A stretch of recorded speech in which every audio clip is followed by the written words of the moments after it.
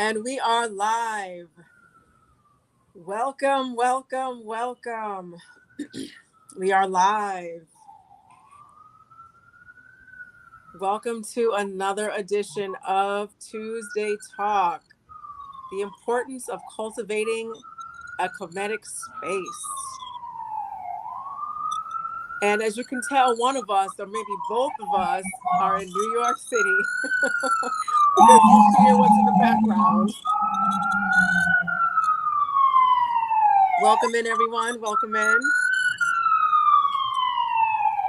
I'm going to let that die down a little bit so I don't have to use my outside voice inside so much. When you are coming in, please let us know where you are chiming in from. I learned that little technique from Abu Jamar. And what it does is it's fun to shout people out, but it also lets us know where people are and that there is a Kemetic space, if you will, in those areas. And it also informs me to know that, hey, this person out here or someplace else needs us and needs this. Because when you are the only, when you feel isolated or ostracized or weird or anything different than the norm or the run of the mill, it's really nice to know that there are people who not only think what you think and know what you know and read what you read, but maybe they're in an isolated place too, so they know exactly how you feel because they feel it as well. Who do we have in our chat? We had MF Dread Son. He says, greetings, massive respect to the community. He put that in there before we even started. Like when I was getting ready, I saw that there. We have Gina A with some love and peace, and Sakina Ra, who is a member of the Shrine of Ma'at. We see Kepra Haru McCoy. Yes, he is a part of the family. He's a member of the Shrine of Ma'at. We've got James Watkins, Peace, Love, and Light from Baltimore or Baltimore. One of my good friends from college. He's from Baltimore. He would tease me how I said Baltimore. We've got Ernestine F29 right here in New York City. We have Sakina Ra in North Dakota. Wow. How many Black people do you know in North Dakota besides Sakina Ra? Maybe like 4 other people. We have Jason Edwards. Oh, the screen moved. In Evergreen, Alabama. How are you, Jason? Nice to see you again. We've got Jason Holmes in Lincoln, Nebraska. Y'all representing the Midwest and just all these other places. Sacred Infinite Energy Empress. I like that. Peace and blessings. Oh, yes. And MF Dreadson said exactly. It's so refreshing to see and hear like-minded individuals. Peace and blessings from Kenya. Yes, yes. So let me ask you this question. What does it mean to have a Kemetic space? Is it the Kemetic space that you're in? Does it become Kemetic because you're in it? Is it a building? Is it a room? Is it your small altar you have on the corner of your desk? What is a Kemetic space?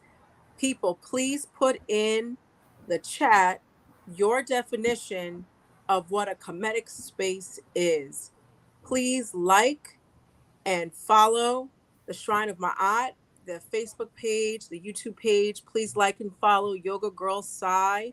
That's Yoga Girl SY on YouTube and Instagram. Before we go further, let's introduce Baba Mfundishi Jehutimes. And I was saying backstage with some of the members on the team, on Tuesday Talk team, we in New York City have this amazing access to Baba Mfundishi because he's right here in the city. And he also is a vendor on 125th Street. He's been doing this for decades. Don't let the feistiness and his martial arts, and he let us know that he's maintained his college weight since college. So Mfundishi is feeling himself, making sure everybody knows he lives this legacy, and it isn't just lip service. Because one of the things that's important to in being a Kemite and creating this Kemetic space is health and wellness and being fit. and reading and teaching and learning and giving and doing. And Mfundishi does all of that and more. So, Baba Mfundishi, it is always a pleasure to have you on Tuesday Talk. People love it when you are here. I get so much feedback because it's the energy. Everybody has their different energy. Everybody loves your energy, Baba Mfundishi. And on behalf of myself, the Shrine of my aunt, and everybody who's in the audience, welcome to Tuesday Talk. Dua and Dua. It is always a pleasure to come on. It's a pleasure to share with the African family. It's a share to be able to learn, to teach, to study, and to embrace the family. Okay. So yes, I say Dua Necha. And Baba Mfundishi has just had a recent solar return. So let's flood the chat with really showing our gratitude and our love for Baba Mfundishi. We have him here with us, teaching us in New York City. So let's flood our chat by wishing him a happy solar return. So Dua. Baba Mfundishi, can we first start off by, let's clarify what how are we using the term space? Because in the introduction, I gave different ways that we can have space. You know, when I was living in Connecticut, my altar was really big. I had a lot of space. I had a separate whole bookshelf that was my father's ancestral altar. And, you know, I had plants and some of his altar items, a picture of him. I had the great red, black, and green flag. And now in my New York City apartment, my altar to him, the space is a lot different. So can you just give us an understanding of how we're using the term Kemetic space? Well, first of all, anybody who has a Kemetic consciousness can create it. I don't care if you're in a tent, That's right. it becomes a Kemetic space. So that's number one, consciousness, because see, you have several temples. Your first temple is your consciousness. Your second temple is your heart. Your third temple is your physical body. Your fourth temple now is the space, and that could be an altar, that could be a room, that could be a physical temple.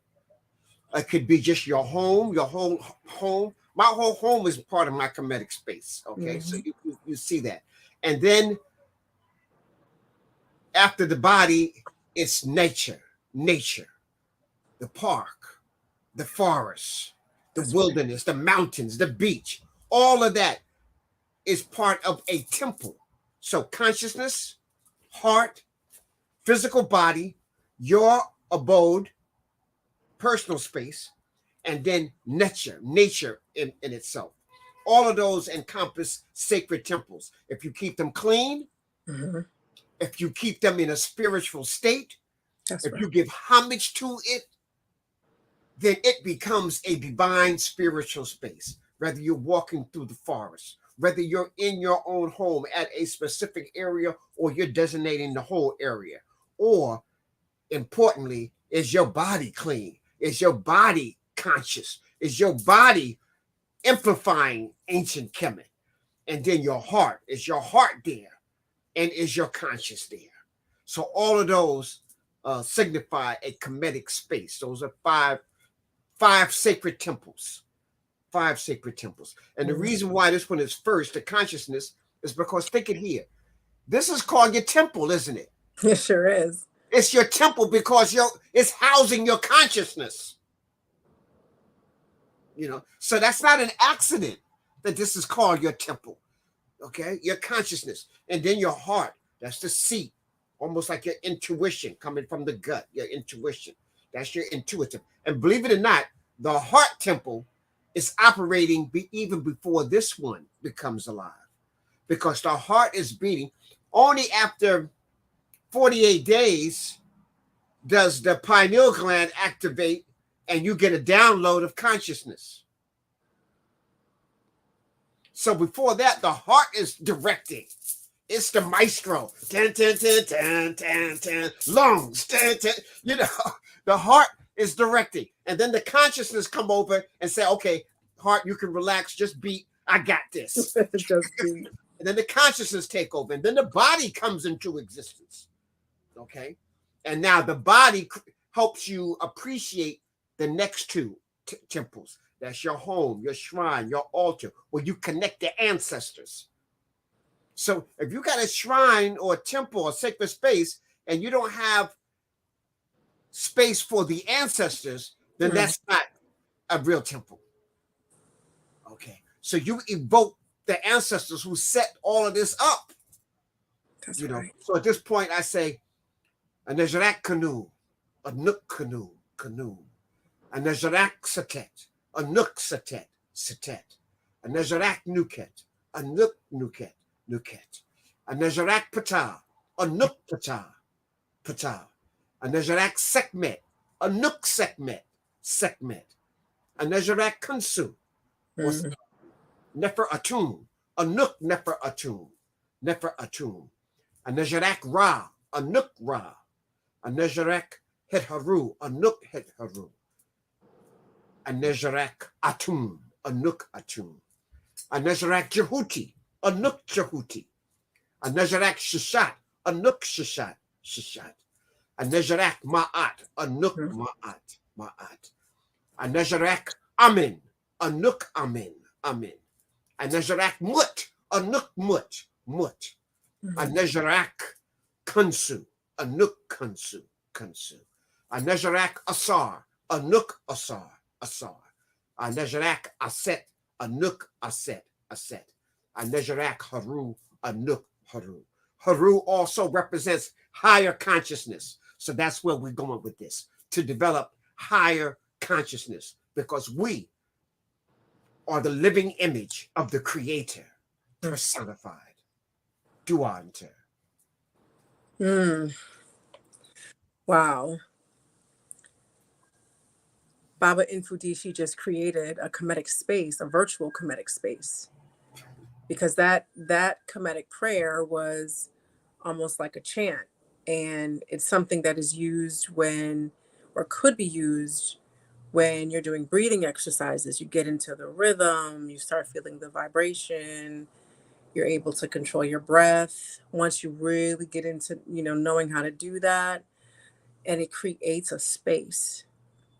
And that was he just created a Kemetic space for us. And for those of us who've been studying, or maybe this is just this is the first time that you've done this, I'm sure that you felt something when he was able to create that Kemetic space, which is what he just did. So, Baba, for people who might not know and who might be new to Tuesday Talk, can you just explain briefly which language you were speaking, and who were the names that you called, and why did the way that you did that, why did that create this vibration and create this space? Okay. First, the language I spoke was Medunetia. That's our classical language. So I want to start out by that. That's our classical. Classic means the best that you have to offer. We have more information in the Medunetia than all the rest of the ancient languages together and multiplied by 100. We get that much information in the Medunetia. All of it has not been translated. And then much that has been translated wrong, because it's time for us now. That's right. To read the Medunetia. It's time for us, because they'll say Kemet, instead of saying Kemet, they go Egypt. Wasn't no ancient Egypt. That's a modern name. Today we talk about a shin. We know. They call it a cartouche. That's French. What's no French? We were doing that. Okay. Right. So we got to take claim and use these names. Okay. We call our sacred Haru M. Aketi. We call it the Sphinx, a mythological creature that will destroy you if you don't know the riddle. That has nothing to do with ancient Kemet. Okay. We call our kings pharaohs. That's from the word per-ah, the Greek word that was already used during the Greeks. Nobody in ancient Kemet knew what a pharaoh was. Okay. And we don't call the ruler the great house. That's like saying, okay, all right, when Obama was the president, Okay, here comes the great house. No, the White House is on. No, President Obama is on. So we call our kings the Nasut Biti, ruler of Upper and Lower Kemet, and affectionately the Nasut, coming from the south, the ruler from the south. Because every time Kemet reunited, it was always the south, up south, that came down and united the two lands. And you know who was up south? Black folks, folks that look like me and you, not That's Arabs, right. not That's some right. other Wazungu, but Africans. Okay, so we need to be really clear about that. So we give homage. That Medu Necha is the language. And what I did, I was evoking the aspects of the one. Only the one exists. That's right. Necha. But now the one has many different aspects that we pay homage to. For example, the air. We can't see it, but we give homage. Listen, you can go 3 months without food and still survive. Mm. You can go 30 days without water and still survive. But I bet you can't last 3 minutes without air. That's right. So if we have to put them in a preference, now I'm going to take air every time. Okay. So we call that Shu, boundless space and infinite. It's the canvas of the creator. So I give homage to Shu. Water, Tefnut. Without water, there is no life. I give homage to water. Water is not God, but water is an aspect of the creator that we need to survive. So I give homage to water, homage to air, the earth, Ta, Geb. I give homage to Geb because without this earth, that's our foundation. We wouldn't exist. And so we're standing on this. So I give homage to it. That's right.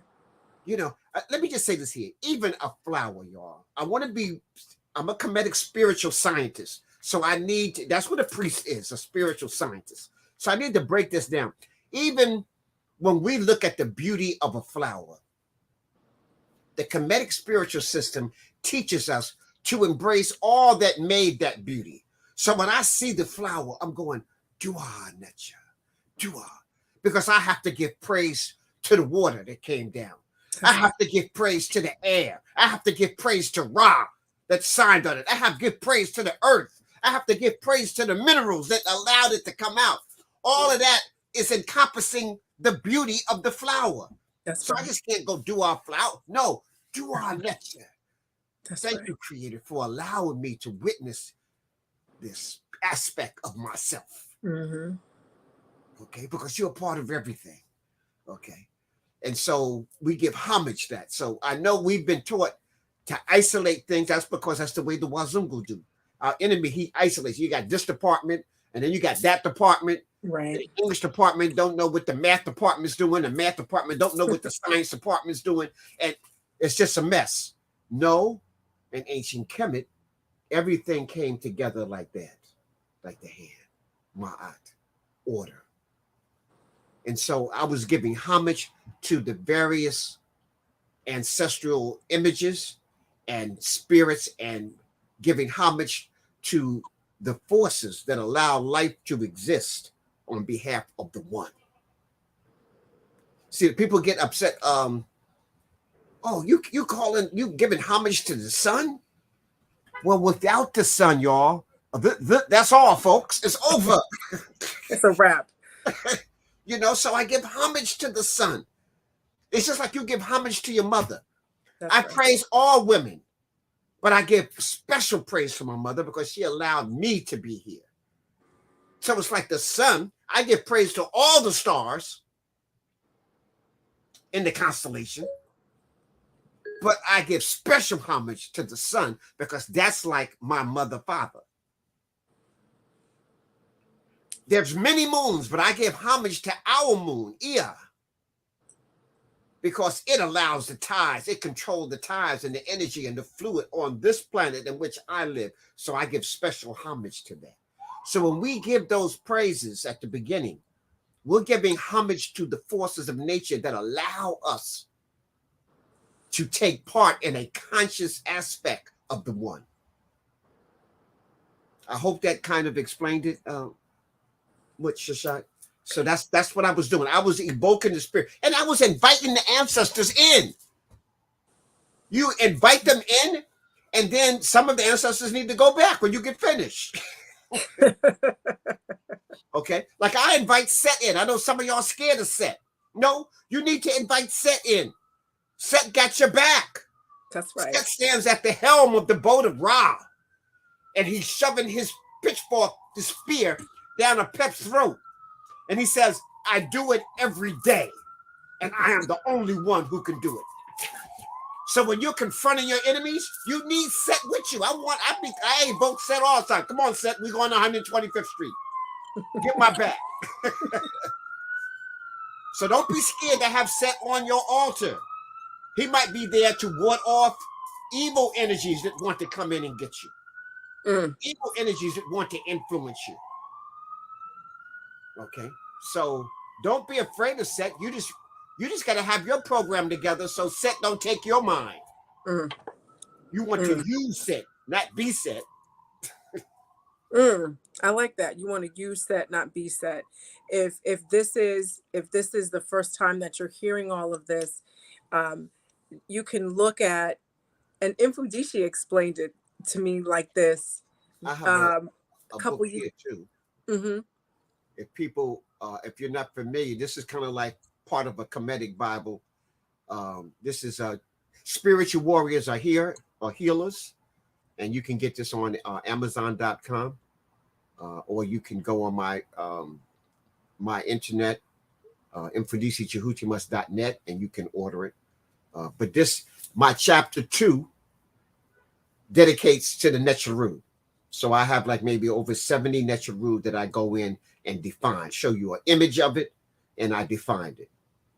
And then my chapter 1, I talk about what is Necha? What is this divine being? What is this energy that we are all part of? And then my chapter 3, I go straight to Ma'at. What is Ma'at? Because that's the foundation of ancient Kemet. That should be your foundation. Okay? Because if you're not in Ma'at, you can't project the Kemetic spiritual system. Go ahead, Seshat. You were going to give them some other references. Yeah, well, I definitely wanted you to be able to finish that. Understanding, sometimes you might hear there's Neter, there's the major Neter. You might hear that. And then there are aspects of the divine. Another way to look at it is principles of nature. And we were at the International African Arts Festival 2 years ago, and I went to Mfundishi's tent and we were talking, and he said, a principle of nature like gravity. Everybody knows what gravity is. It's a principle of nature. We don't see gravity. We see what gravity does. We see things fall. That's gravity. And then, of course, in his Mfundishi way, in his way that only Mfundishi could explain it, it made a lot of sense. So this is the first time that you're hearing this, or the term aspect of the divine or divinities or whatever is something that you don't quite, can't quite grasp. Just look at it as a force of nature, a principle of nature, and it is one way to see the divine at work, if you will. It's one way to see it at work, and you don't have to believe it. Gravity don't care whether you believe it or not. That's right. It still works. But now, if you understand gravity, now you can use it to your advantage. That's the way the Necharu are. They are principles and laws.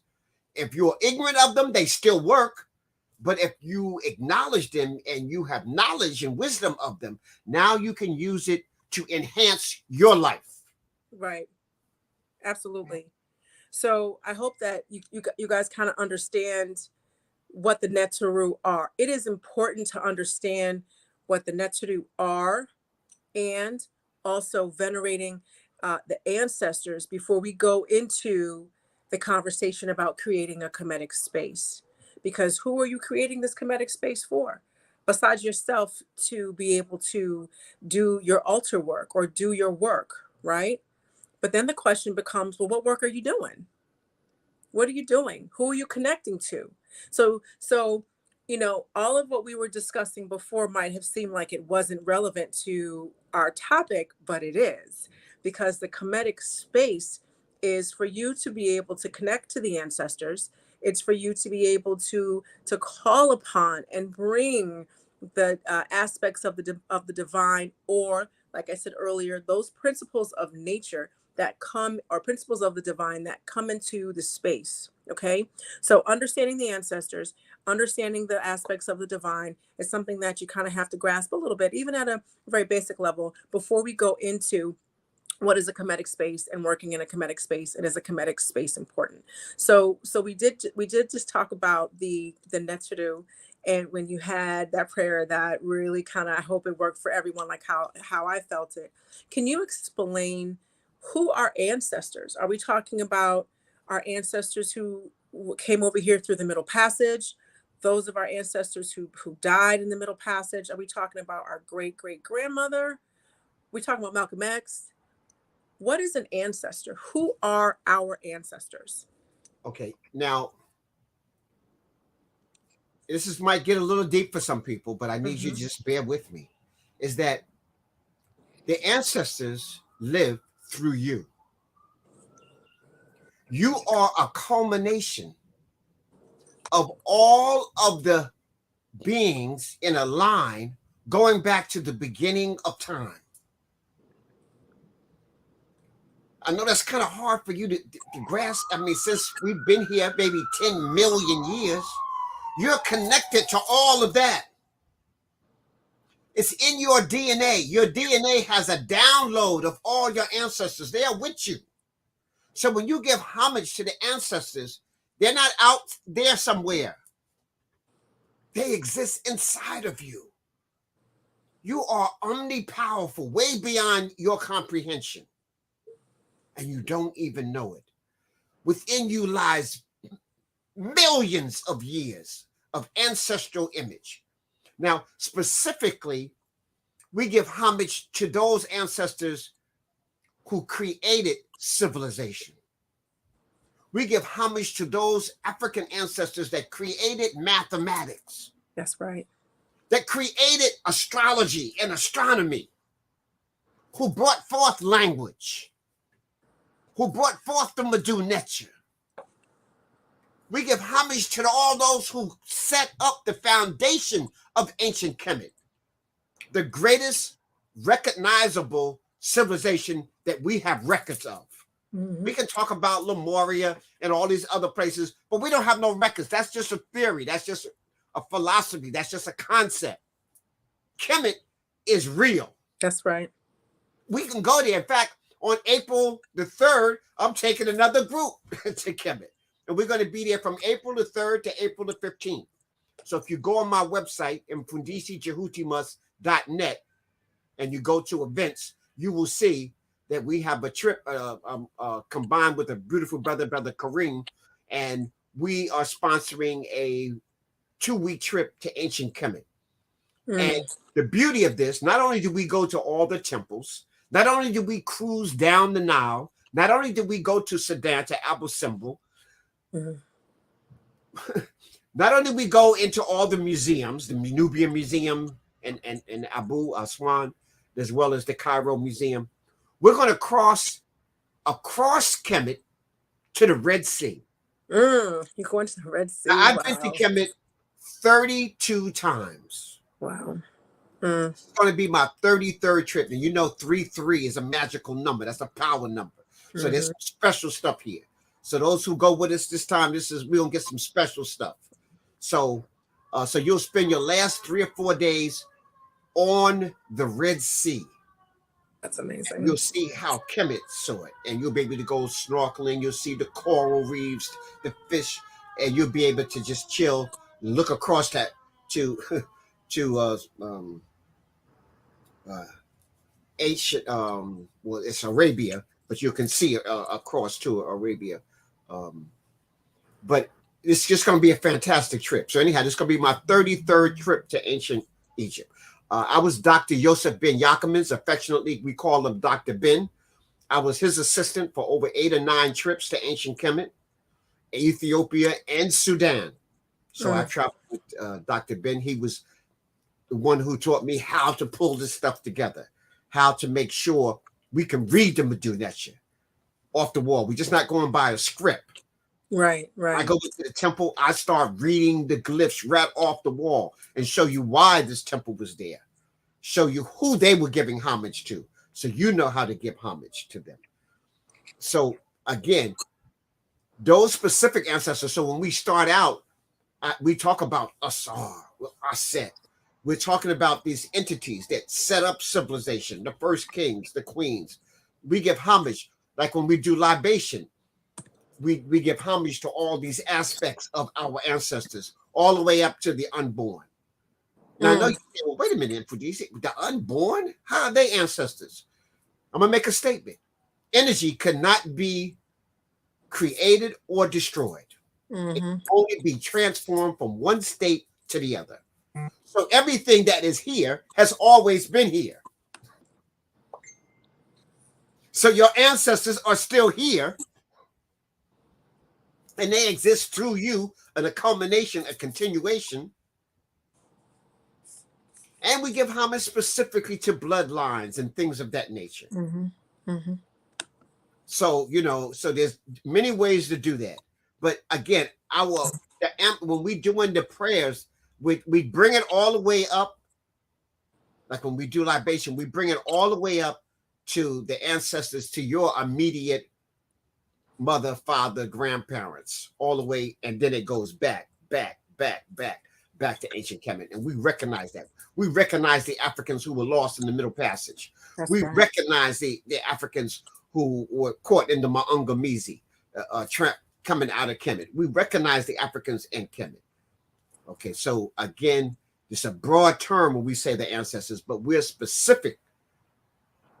We are really homing in on the ones that lay, because we say there's 4 ways to honor our ancestors. Number 1 is to speak their name. So that's when you heard me say that. I'm speaking their name the way they spoke it. The voice is personifying energy. You can change your voice affects even the edge of the universe. So be careful of what you say. Your thinking is waves of energy. So positive thinking is just as important as a positive voice. And then naturally, the positive action that flows with that. And so that becomes extremely important, y'all, that we give homage to these ancestral images, because what is it? It's echo inside of us. You empower yourself when you empower the ancestors. So when we do a program and we have a hierarchy that we do. It's first the ancestors.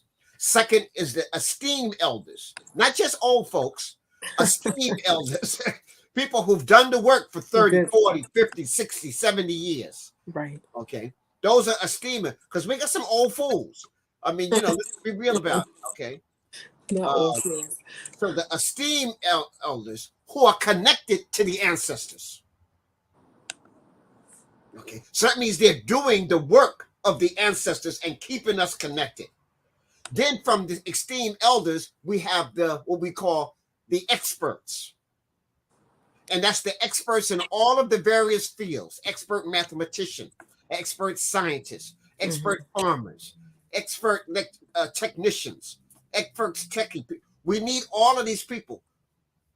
But these people have to be connected to the elders who are connected to the ancestors. That's right. They just can't be renegade experts. Then that doesn't do the community any good. That's right. So you got this expertise and the community don't benefit from it. But if you're connected to the elders and connected to the ancestors, then they are. Then we have the esteemed scribes. And the scribes is your media. Right now, Seshat, you're a scribe. You're one of our esteemed scribes, because you have a show that's getting into the minds of thousands of people, spreading the legacy. People who write newspapers and have blogs, they're part of the esteemed scribes. The magazines, esteemed scribes. You got a YouTube and you're spouting real energy. You're part of the scribes. But better yet, you got to write some books.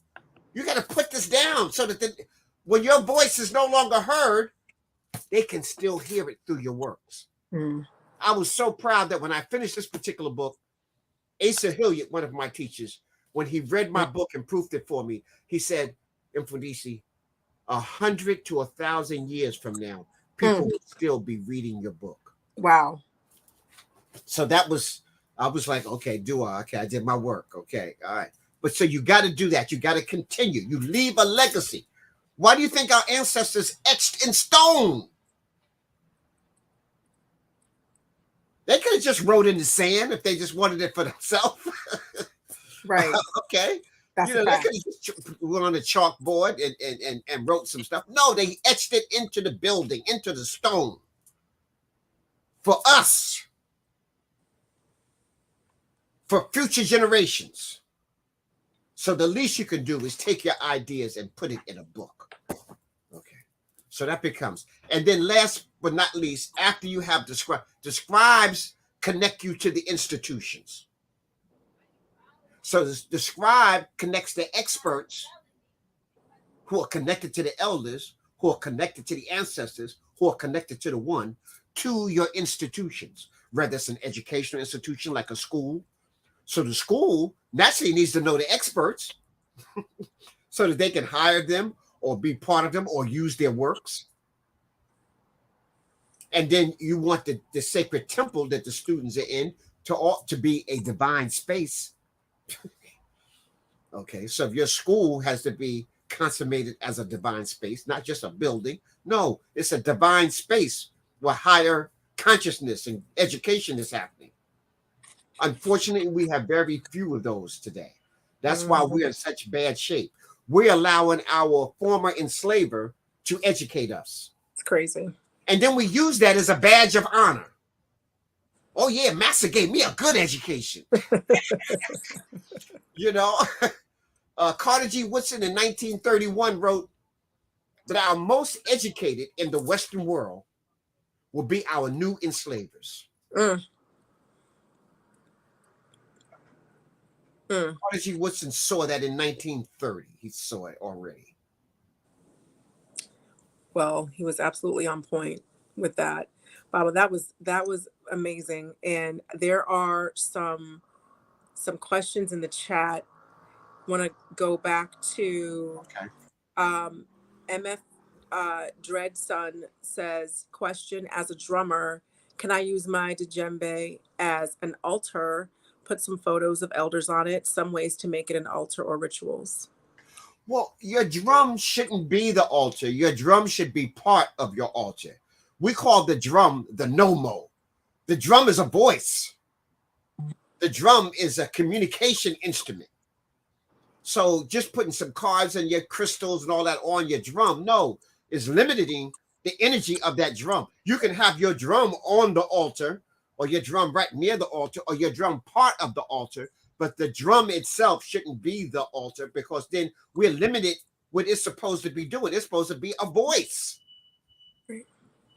Okay, so don't turn your drum. That's not that you just got a drum you're not using no more, and it's just you put it out the pasture. And then it's acting like a table. But other than that, your drum is part of the altar, part of the drum. Okay. I hope that explained that. I thought that was a really good question. And I think that, I don't know MF Dreadson, but I think that understanding that there was something spiritual about his drum was probably, and you can correct me if I'm wrong in the chat, understanding that his his drum has some sort of power, some sort of connection, and can affect the space. Yes. Is probably why he asked that question. As a matter of fact, Dread Son, I would like for you to kind of comment on my comment to see if it's I hope accurate. they understood what I was saying. Yes. Right. I think that he did. So your drum, we call it the nomo. It's like a living being. The being isn't the altar. The being is creating the altar. Even though we are walking altars, so the drum is alive, but you don't put your cards and all your stuff on top of you, no. Right. Right. That's also a good way to say that. Yeah, you don't want to put all of that stuff on top of you because you have a function that you're supposed to do. Right, then you can't function. You stand there like a statue. Right, exactly. The other thing is this. I have been thinking about doing a book club where we read some of these books as a community.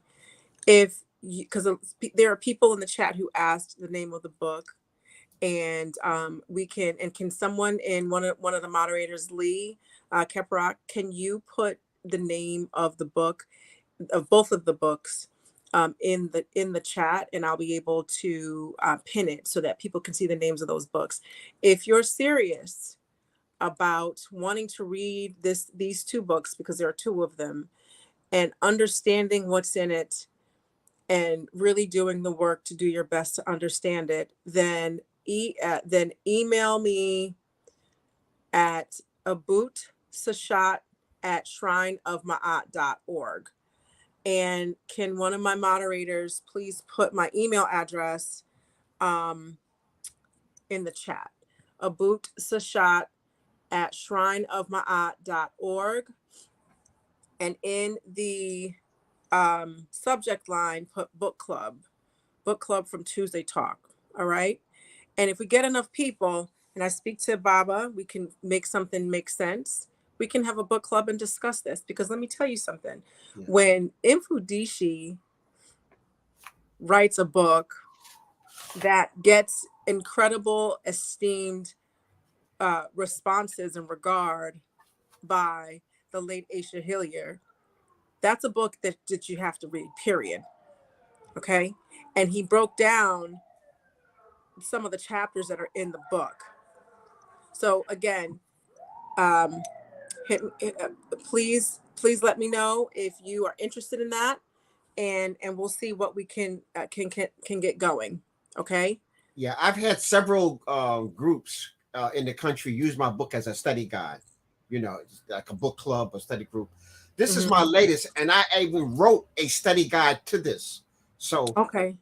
the spirit of the Menchu Hotep and the spirit of the Magi. It's a book one and a book two, and I actually wrote a curriculum based for a book club to study, where you learn the Medu Necha, you're learning geography, topography, you're learning the ancestral spirits, you're learning the energy, you're learning the towns, you're learning the community.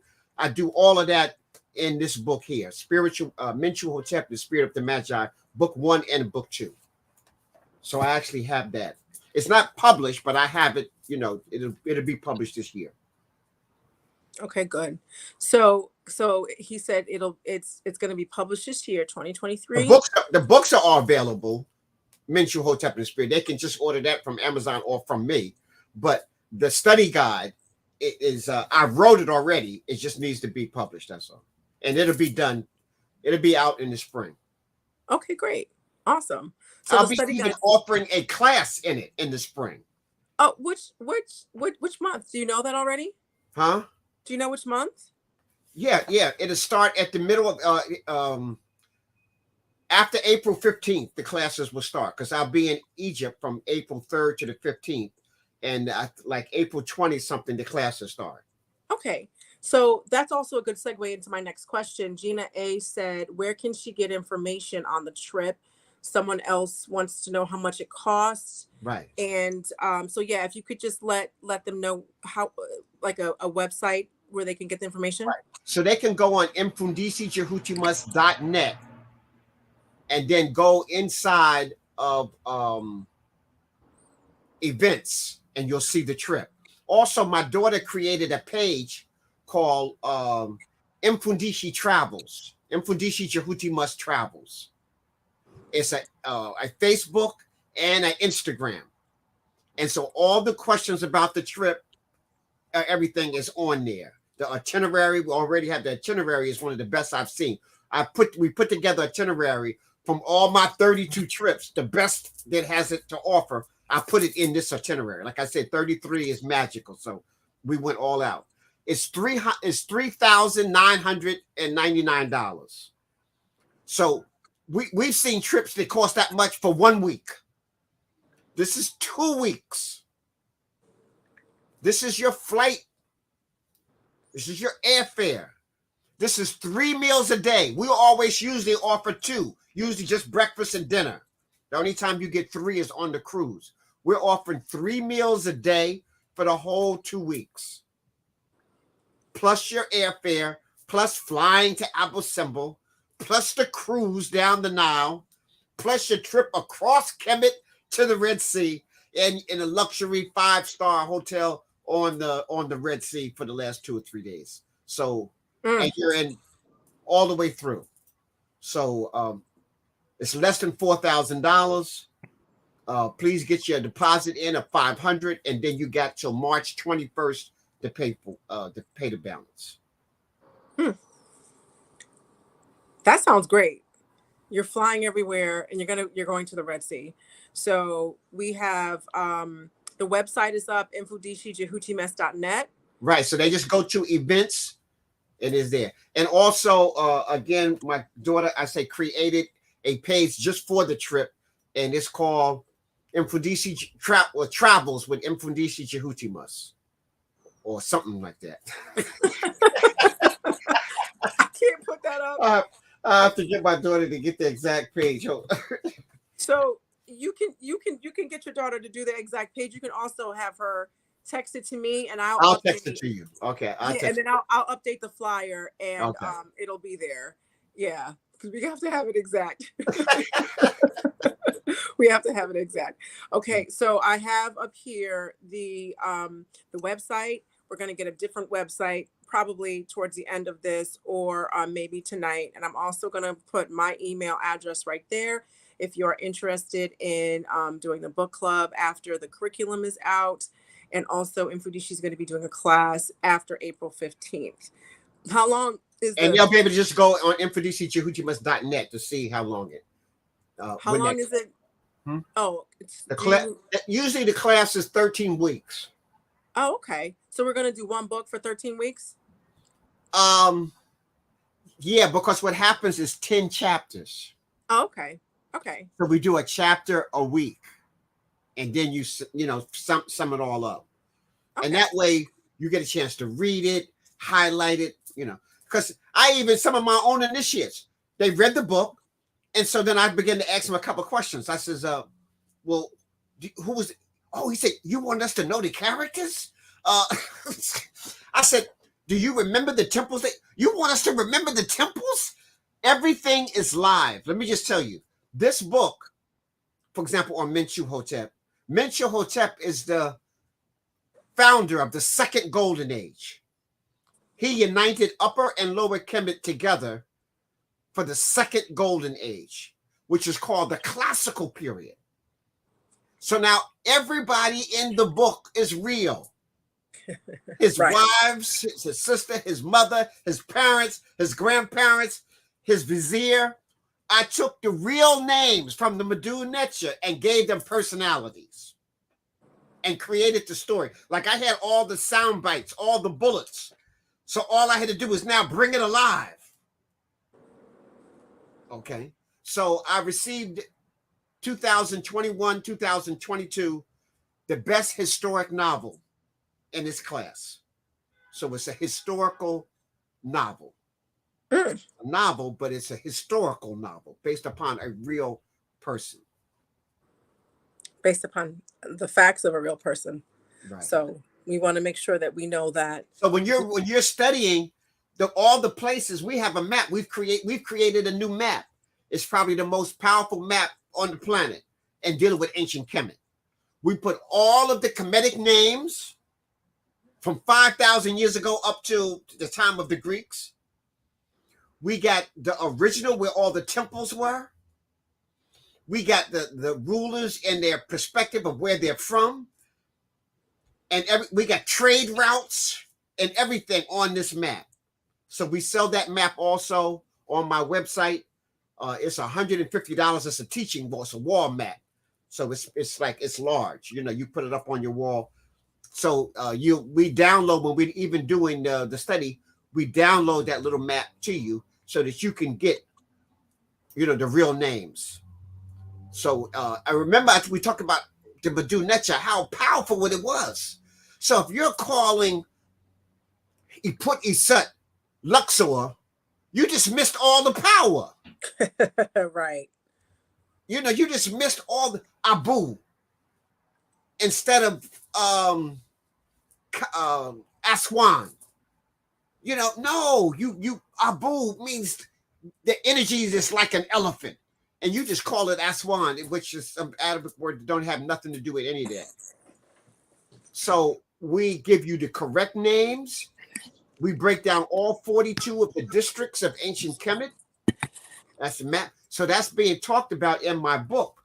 So everything is real. So as you're reading the book and everything, you're getting real history and real culture as you're traveling with Menchu Hotep.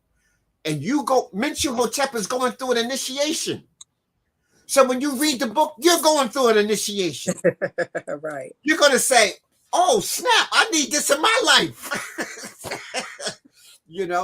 So it's enhancing. I mean, if you go on my website, you'll see just the what is it called when people critique your book?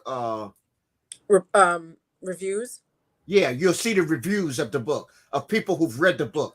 Everybody said when they read the book, it's like they were sitting in a movie theater, or like they were actually evoked. The spirit was there. They start dreaming about this, and everything. Yes, yes, And so yes. read the book before it becomes a real movie. I was thinking that when you said it's a fictional book based on facts, I'm like, well, there should just be a movie about that as well. I'm trying Definitely. to get it as a series Oh, because okay. I got so many teachings in the book that'd be hard to put in 1 2 hour movie, Yeah, even it one would lose 3 hour it. movie. They'll just have a whole bunch of fighting and action, in the movie, and all the real teaching, will be, like put to the side. So that's why if I have it as a series, I'm not gonna reject the movie. So that, I don't want to get it twisted. I'm not going to reject it, but I'm trying to get a series. And sometimes you can get both. You I was have the about to say. movie that opens up, and then the series follows it. So that's what I'm working towards. Okay. Okay. Good. Good. That sounds great.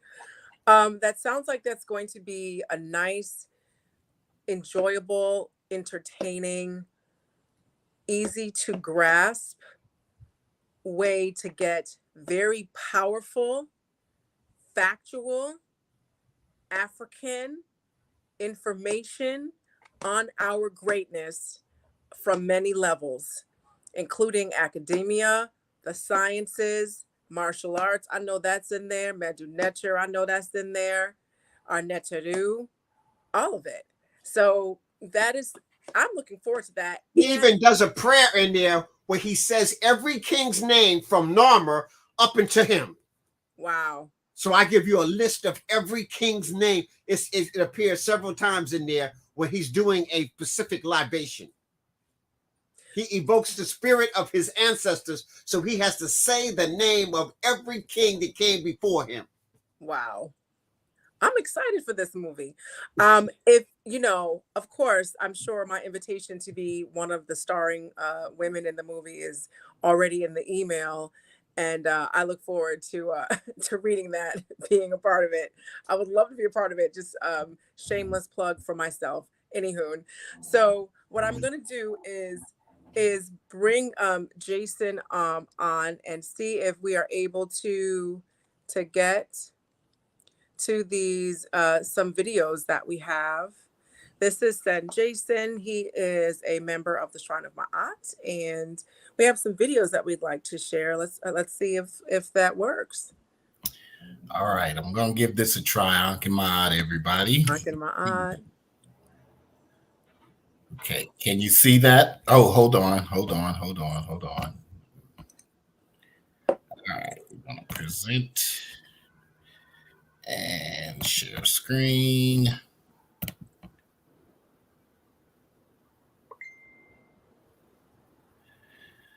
Okay, let's see. So did you share the screen? Can you see it? No, we're still looking at you. Can't get it? Okay, hold on. Here we go.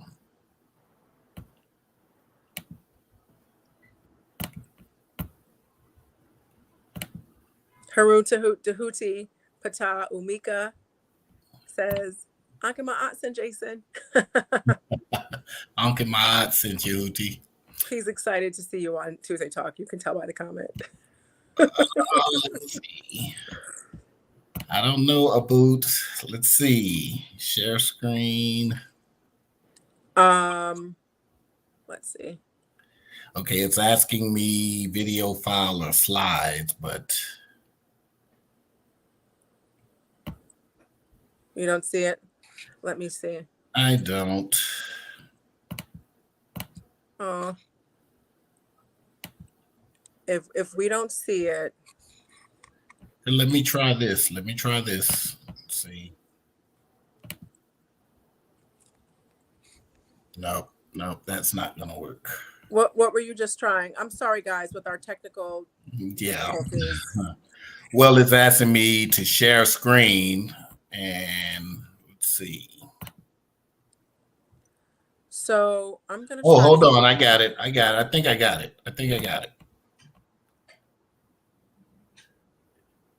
Is it still not sharing? Nope.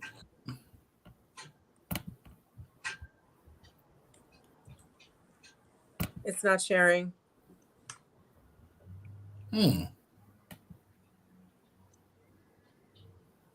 My apologies to you all with our videos and the pictures that we had ready to show you.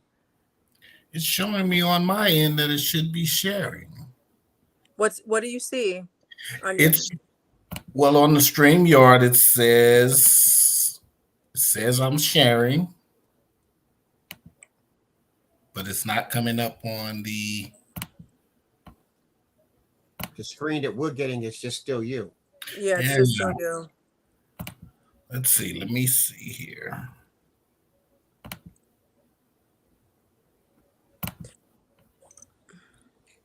Nope, it won't let me do that. It won't let you do it. Can you log in from another tab, perhaps? Log into StreamYard? Yes. Try to come in again on a different tab. Okay, let me try that. Okay.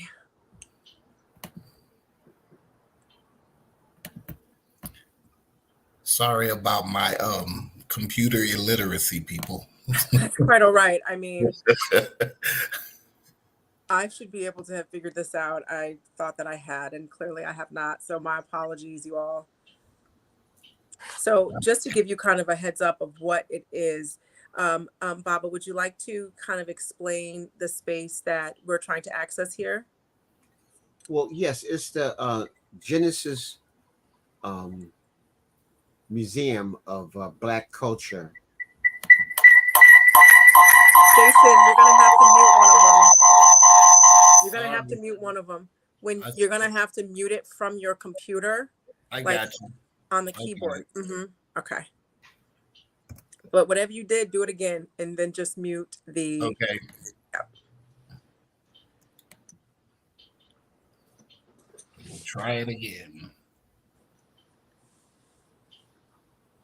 So, Baba, if you could just go ahead and continue to explain the space right before we see it. Yes. We believe that culture is your medicine. So most of the museums that you see around the world is dealing with the art. Culture is your medicine. So most of the museums in this museum, we're bringing forth the culture and the history that produced the art, not just talking about the art. And so Jason, we got the walls. I'm sorry, Baba. Jason, you have to mute it on your computer. I'm just talking about the art. When you see.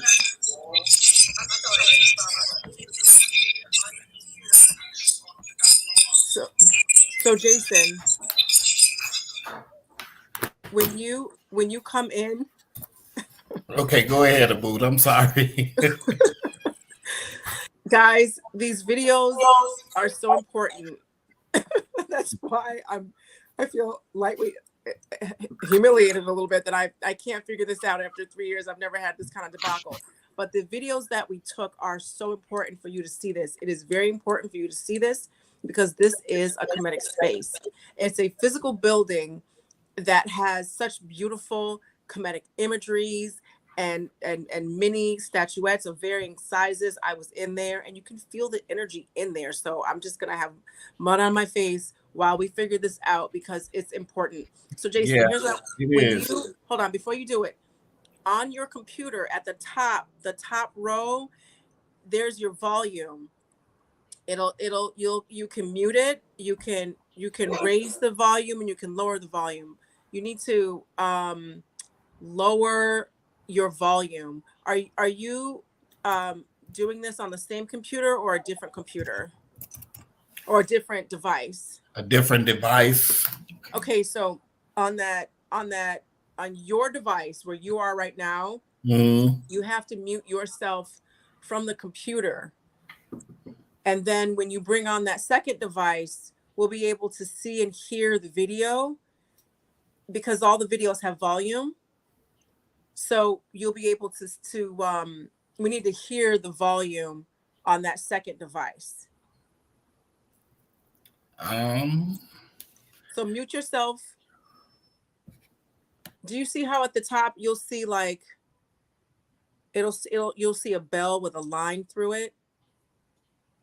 That's the mute that you have to push on your computer. Yeah, that's what I did last time. But when I mute that on StreamYard, it mutes you all. I can't hear anything. As long as everybody watching can hear your second device, then that's fine. Okay. You can't hear us? I can't hear you all when I mute my computer on my computer's volume. You'll hear us through that second device. I just have to hear you through here. But that's what I tried to do last time, and it seemed like it didn't work, though.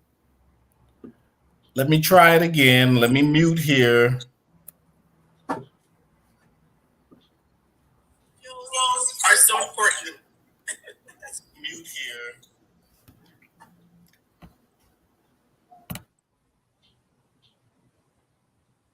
Was that so? You're muted? Okay, so come on again.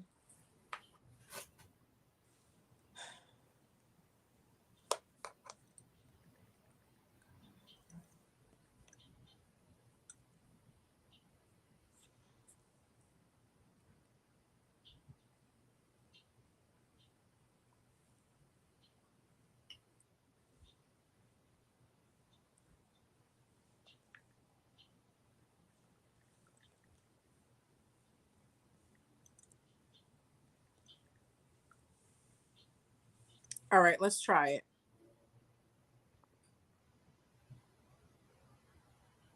Yes. Yes.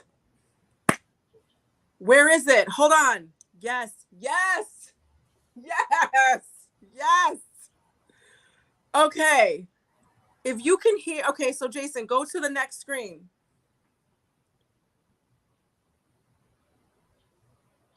So, Baba Mfundishi, can you hear me? Yes. Yes. Okay. So, Baba, can you explain? No, go back. Jason, go back. Stop right there. Yeah, this is the outside. That was the outside of the museum. So we have the picture of the pyramid outside, so that people will know the landmark. And if they actually even scan that, it'll take them to the website of the museum. Okay, so click on it and then just hit the button going left.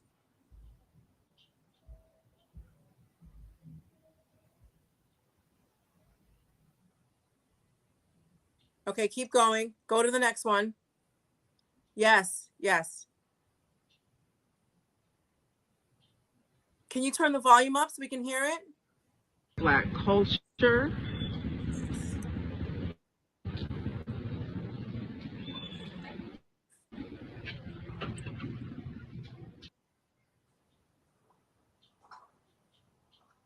Keep going. That's fine. Keep going. Volume. Volume.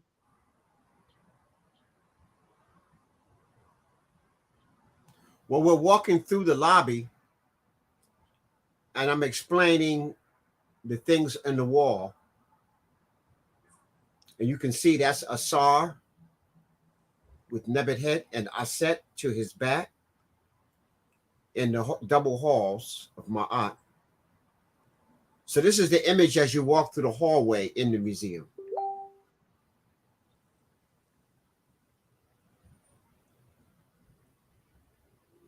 And I'm just pointing out the various netcharu and principles and laws.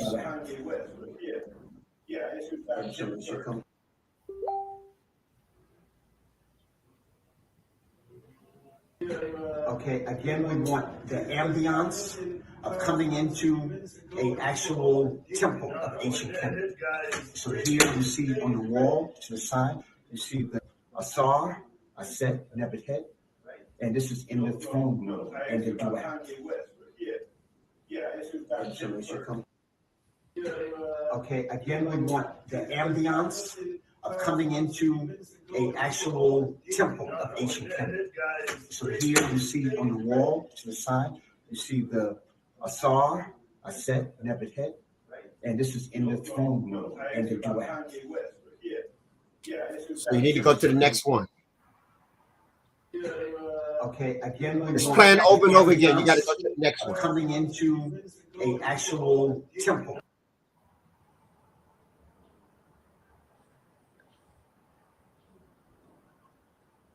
Go to the next one.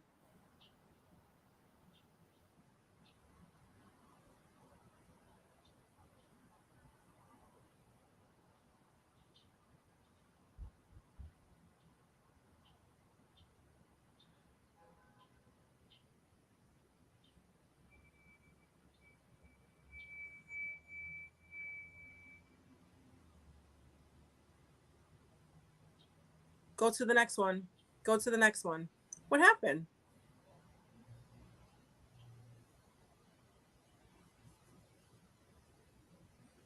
Can you hear us, Jason?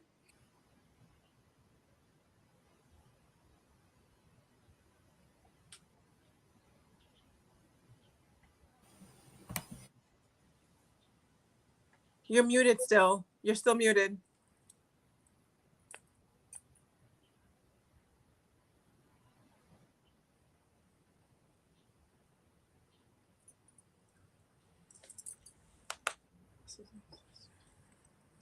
You're still muted, Jason. Okay.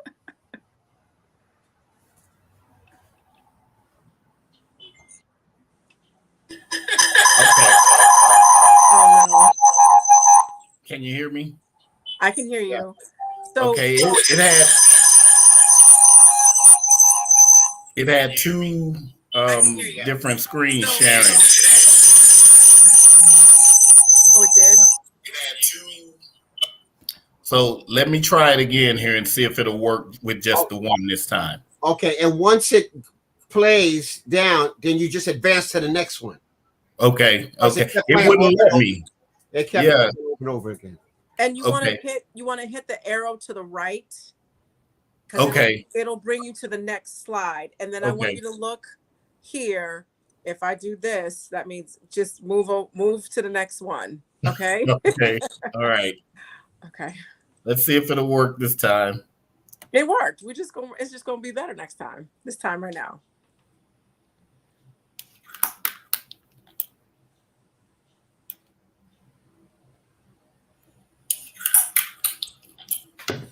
Okay, it's still not sharing. Nope. Okay, it's still not sharing. No. Nope. It'll only do it when I let me.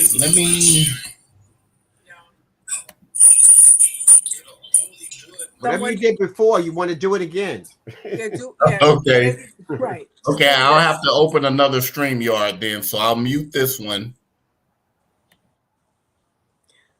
If you guys can hear us, let me know in the chat that you can hear, that you heard the video that Jason was able to play, and that you hear me and that you hear Baba Mfundishi. Just let me know in the chat if you can hear us, okay? Darius McNair said we have lift off. We do.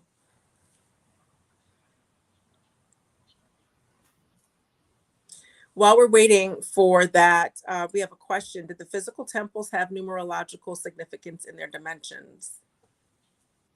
Say that again. Was that The question is, do the physical temples have numerological significance in their dimensions? numerology? Um, well, the temple is set up in a order. So we start from Ma'at, we go to the common people, we go to the workers, and then we go in. So Oh, what happened? It was just there.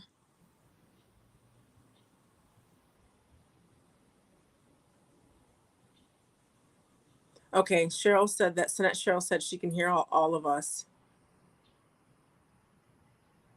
Can you just do a different tab on the same on your computer and then go into Messenger?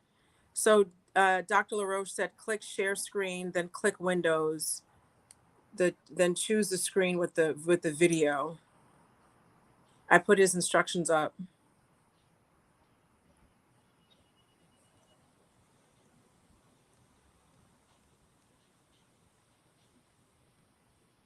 Looks like we lost him.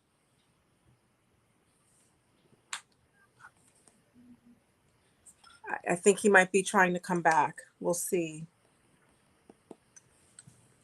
So I just want to say again that it's important that we have that you guys are able to see this physical space, because to my knowledge, this is the only physical space that exists like this, where you have an active shrine in Harlem. So it's something that's important for us to be able to see. So I'm gonna just wait to see if Jason is gonna be able to come back, so that we can give this, another shot. Okay, so let's go to the chat to see if other questions that we have. Burma X said yes, they have numerological significance, why they were built with harmonic resonance capabilities. Baba, did you want to kind of explain that a little bit? well, again, we converted a existing space. So the space wasn't what he's asking. That means you would have to build it from scratch. You know, we took the community room inside of a house and turned it into a Kemetic shrine. So the dimensions aren't necessarily numerical in terms of the real shrine. We did the imagery. We tried to capture the imagery, but we didn't build this from scratch like I would be building a temple. Then those numerical, statistics, the space, how many cubics would be important. But we, in this particular temple, it was the divine images that we were trying to capture to take you on a magical journey. So hopefully that kind of answered it. Okay, we didn't build it from scratch. We took a community room and converted it. So the dimensions were already there, and we just tried to capture the spirit and the visuals of a sacred temple. Okay. All right. So I hope that answered your question, Burma. Jason, are we ready to try this one more time?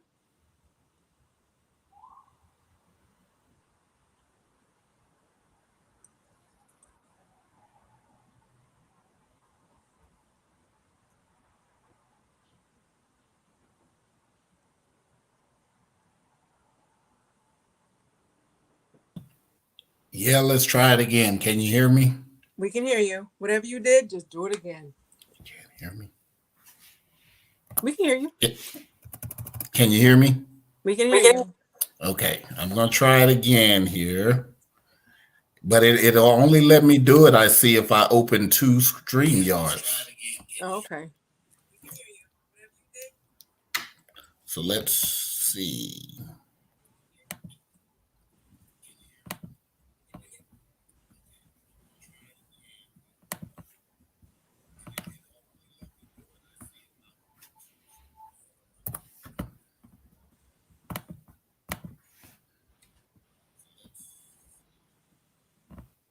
JMO X says he wants to see the rest. We want to see it too. We're working on it. We are working on that part. It's important to see this. You know, we have different Kemetic spaces, but not one in Harlem this size, and that's open to anyone who walks in with, you know, different areas. It's beautiful, you guys. All right, here we go. Let's try it again.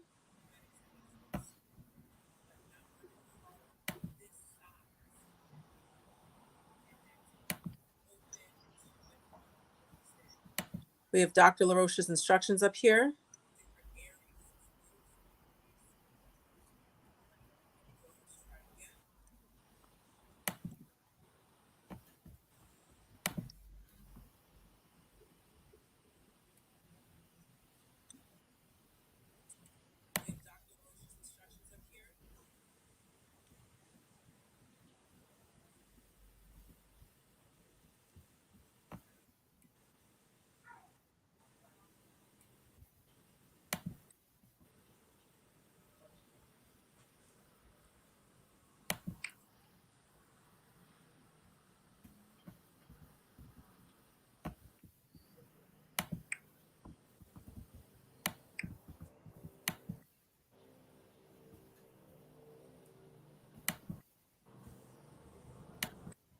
What's going on, Jason?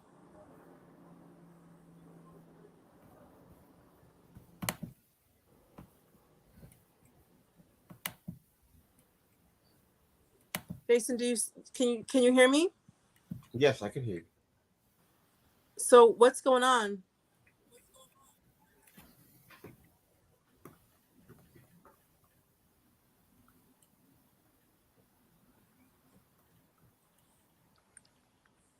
I know this is a lot of pressure on Jason. Don't feel pressured. I just want you guys to be able to see these videos. Okay. Can you go out and then come back in with that? Not you, but can you get out of that other screen and then come back up with it again?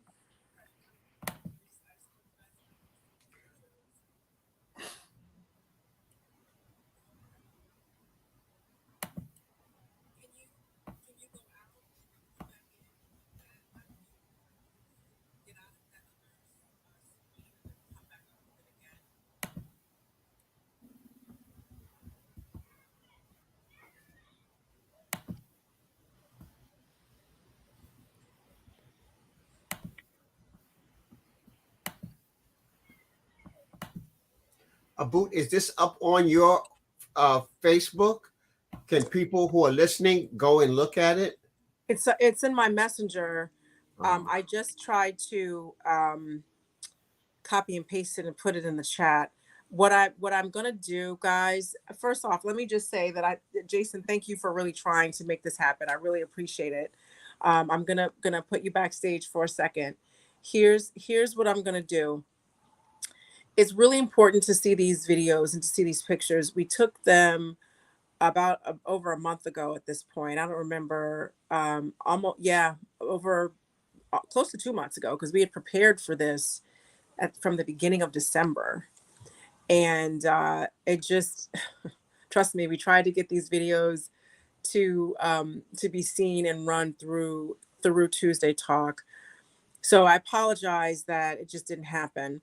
I really do. You know, I want to spend all of the Tuesday time talk to be filled with content that helps you to live a Kemetic spiritual life, an African spiritual life, and have an understanding of Pan-Africanism in a space that is debate free, controversy free, judgment free, and just really here for you to learn and also apply what it is that you've learned. That's why it's so important to see this space, so that you can see that as this Kemetic legacy continues to build momentum, as we are all going through this information age, as people stated, as you have people who are questioning everything that they've been taught, especially by people who, as Baba Mfundishi said earlier, were our former enslavers, it's important that we have physical spaces like this that are big enough to accommodate the public and open to the public. So what I'm going to do is post this on the Shrine of Ma'at's Facebook page, and I'm also going to post it. I'm going to post it there for sure because I know how to do that. I'm not going to say other spaces because I might not be able to get that done because it's important to see this. And I do apologize. I'm a little disappointed that I wasn't able to have it during Tuesday Talk, and also that I took up time to try to get it to do it. And I want to thank Jason for doing that because I kind of just gave him that task. So Baba, can you just explain the actual purpose?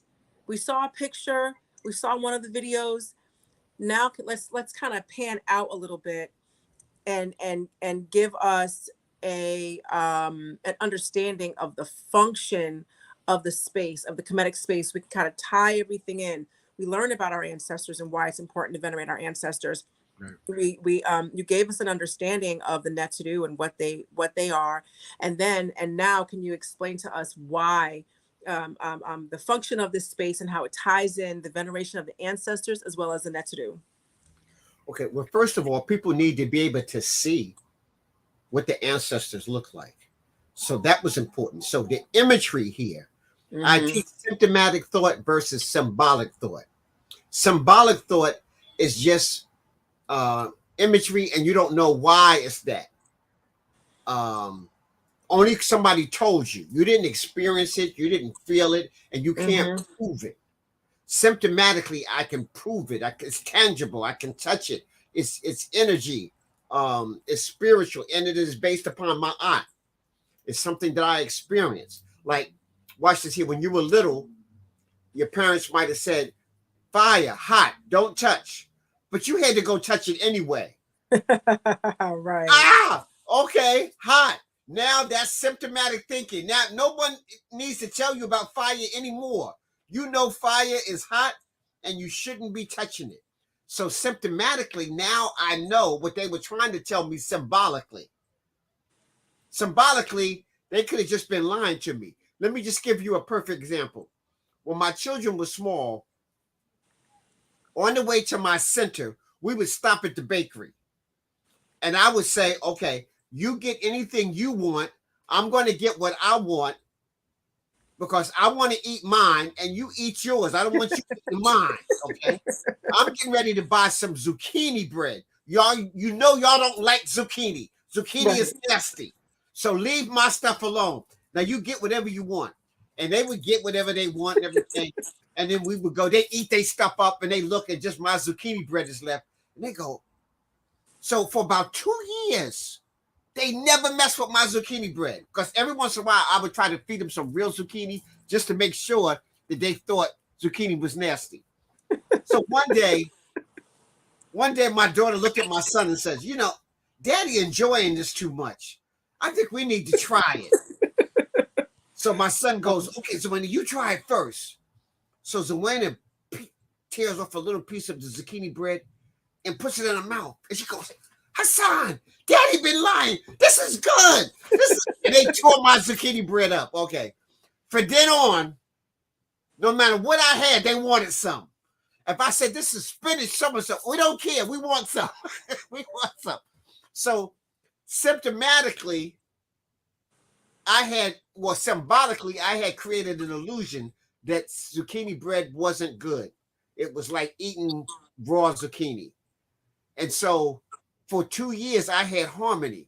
That's like America telling you that America is great until you go out and try to become a real American, participating, go to the bank and try to get a loan. No, you can't get one. Your money is in there, but you can't get one. Go to a certain neighborhood and try to buy a house, even if you got the money. No, you can't. Okay. So, but the illusion was America's this melting pot and that's symbolic. Symptomatically, America is systemically racist from this very stem. You have to understand its very nature is a racist entity. It got wealthy from racism and exploitation. It took the land from somebody else and slaughtered them, murdered them, killed them, the Maangamizi. So you're trying to get something that's innately racist to not be. And so symptomatically, we need you to just understand the true nature of America. Don't pay attention to just the symbols. So when we created this space, we wanted to use things that you could recognize. We used all the walls are of real kings and queens of ancient Kemet. We have the writing of the pyramid texts on the wall, so you could read it. It's not just some art. You don't say nothing. No, the pyramid text is there. You can read it. A homage to Hatshepsut, Kenet Hatshepsut Aman. We got her mortuary temple there. You can see it. We have her words there. You can read it. We have the pictures of Menchu Hotep. We have images of his army, his military. All brothers. And I tell people we had pink paint. So if we wanted to have people up in there, we would have did that. Not pink paint. Okay, so you needed to see the image. See, seeing is believing it and touching it, real. That's right. We got a replica of Ankh Aman's chair, so you can see directly what it looked like in the museum, inside of his home, the way it was. And you see he has this dark chocolate brown face. Now, if you look at Hawass, the head of antiquity in ancient Egypt, in his book, he made Tutankhamun from a computer-generated imagery, and he looks like I can't use that word anymore. Okay, he looks like a flaming homosexual white boy, okay, instead of a black majesty king, okay, all right? So we can't let other people distort our imagery or even define our imagery for us. So in the museum, we're trying to create real images that our ancestors left behind. And the whole, even the ceiling, on the floor, we got the Ujat, the all-seeing eye of Ra. I mean, every place when you go in the bathroom, the Medu Netra is on the ceiling and on the wall. So while you're in the bathroom doing what you need to do, you can still be in touch with the Medu Netra. So that was the imagery we tried to do. When you go into the office area at the end, we show you the judgment scene. We got a real karas, which you would call a sarcophagus, but karas is the correct name. We got a real karas there. We show you the judgment scene. We have the 42 oracles of Ma'at. We have the judges there. You see Ma'at with the scale. So we show you all of that. So as we take you through, it's like a virtual reality. And then we have statues and carvings all throughout Africa, from West Africa, Benin, Ghana, Nigeria, all around Africa, to let you know that ancient Kemet is the mouthpiece of the African continent. It's not just this little isolated place in northeast corner of Africa, who they call the Middle East. No, Kemet is part of Africa. It's northeast Africa, and it's reflecting the African continent. So the priests who were teaching there came from South Africa, West Africa, East Africa, Central Africa, and they etched it in stone. It's a cultural highway. If you've seen our movie Hopi, the film Hopi on economics, Kemet Hopi River was a cultural highway that brought commerce into Kemet and introduced commerce into the world. So we're a mighty people, and we tried to show it inside of this cultural museum. Like I say, most museums is museum of art, like the Boston Museum of Fine Arts, the Metropolitan Museum of Art. All of these is about art, not the culture. The culture is talking about who are the people who created the art and what were they reflecting, their relationship to nature. So that's what we were trying to do. And if you go to Kemet with us on April 3rd through the 15th, you'll see we'll take you on a virtual, technically real journey as I take you through the temples and take you through the various places that are. And all those places I take you to, those places are in my book. They're real places. We didn't make up something. Okay, so that's what we tried to do in the Genesis Culture Museum. So that was our attempt, is to take you on, to make you experience it. See, we didn't want to just talk about it. When you walk through it, Seshat, did you feel like you were experiencing Kemetic? Yes. Oh goodness, yes. And So that that's is what, what. that was our intent, to help you experience it as you walk through. That's right. That's right. And Baba, as you were explaining it, I'm thinking, so we're gonna talk about this, Baba and I, off camera, because we gotta bring you the video.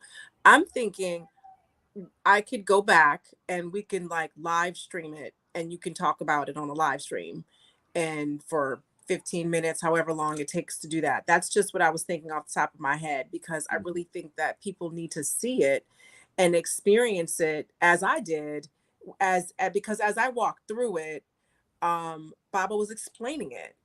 And then you go into a different space and you look up and you look down and you turn the corner and you're over there and then you Right. We had stop. a whole room dedicated to Akhenaten. Yes. And you saw his grandfather, his father, him, and then his children. Right. Yeah. So JMO X is saying, yeah, that Genesis walkthrough was amazing. So I'm gonna show it to y'all. It's gonna happen. It might be live. I don't know. Baba and I can If speak about that they go afterwards. on, I did a Sonetta video of the Genesis Museum, and I walked them through it. So if they go on Sonetta Mfundishi at the Genesis Museum, they'll be able to see it also. Okay. Y'all can do that, but we're gonna do it here too, because I want y'all to have it on this platform, on the Tuesday Talk platform, so that you can right, you can see it here as well. Plus, I feel like we should have it on my platform too. Right? so yes. All right, so we'll come up with a time between us, and then we'll do a lot. We'll come up once we fix a date. Then you can tell people, and we'll do a live streaming, and I'll just take them through. Right, and we'll give you guys some notice. Stay tuned, because it's worth it for you guys to be able to see it. So thank you, Jason, for really trying. I was like, hey, Jason, this is what you're doing tonight, and he was like, cool. So thank you for such short notice and making that attempt. Baba Mfundishi and I are going to come up with a different date, and we're going to bring it to you live so that you guys can experience it visually, and you can also get Baba Mfundishi's explanation as you walk through the space, and bringing everything together, bringing everything in one cohesive kind of synergistic ball. One of the things that we do in this Kemetic legacy is what it is that we need to do in 2023 on this Gregorian calendar, living in America. Baba Mfundishi made it very clear, what America is, and his brief explanation about it. So there are certain things that we need to do in America in 2023 Gregorian calendar year that our ancestors who were in ancient Kemet did not have to do. I mean, people wear boots and down coats and hats and, scarves up to here. I was born and raised in Connecticut. I've definitely walked out of the house where the only thing available were my eyes and eyelids. Our ancient Kemetic and African ancestors did not have to do that. One of the things that we do now as a gathering space is we have Ascension with the Shrine of Ma'at on Sundays, and the Temple of Anu has communion on alternate Sundays. So what is that like? What is that kind of model? That kind of model is a church schedule, right? Sunday has been deemed the religious holy day in America, where everybody's supposed to go praise God and then go to work and kind of, get back into your routine. In as much, we have, our shrine in the Temple of Anu has those two Kemetic spiritual gathering spaces, physical spaces.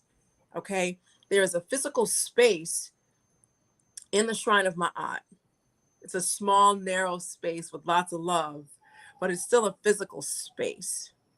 The Temple of Anu has a physical space where you can go and have communion on the off Sundays with the Shrine of Ma'at. What Baba Mfundishi was explaining is another physical space where you're able to feel it was an amazing experience that I had going there. It was rainy, it was a little drizzly, it was a little cold. And then I saw it. I was like, there it is. So excited. And we went in. I went in, greeted Baba, and we had our I had the opportunity to video and to show the different areas and the physical space that was there. So, do we need a physical space? Yes, we absolutely need a physical space. We need a physical space, first of all, because we need to own our own property again, Black people, period. But that's that's something different. We need to have our own physical space so that we are not that oddball, that one person that you always talking that Black stuff, that you don't eat, pork and all of, what I'm saying? We need that space so we can be around like-minded people, just like everybody else has their own space to being around like-minded people. We also need our own space to feel the space. So when Baba earlier said the prayer, and it was like a chant, and you could feel the energy and you could feel the presence of the divine, that was space. That was holding space for the ancestors. That was holding space for the Neteru. So there's that kind of space, and then there's a physical space, and we need both. And when you create your space, your spiritual space, your energetic space, your reflective space, that's a space that you have to cultivate. You cultivate that space by doing your altar work, through initiation into a shrine, so that you understand how to reconnect and to remember your Kemetic ancestors and your ancient African ways.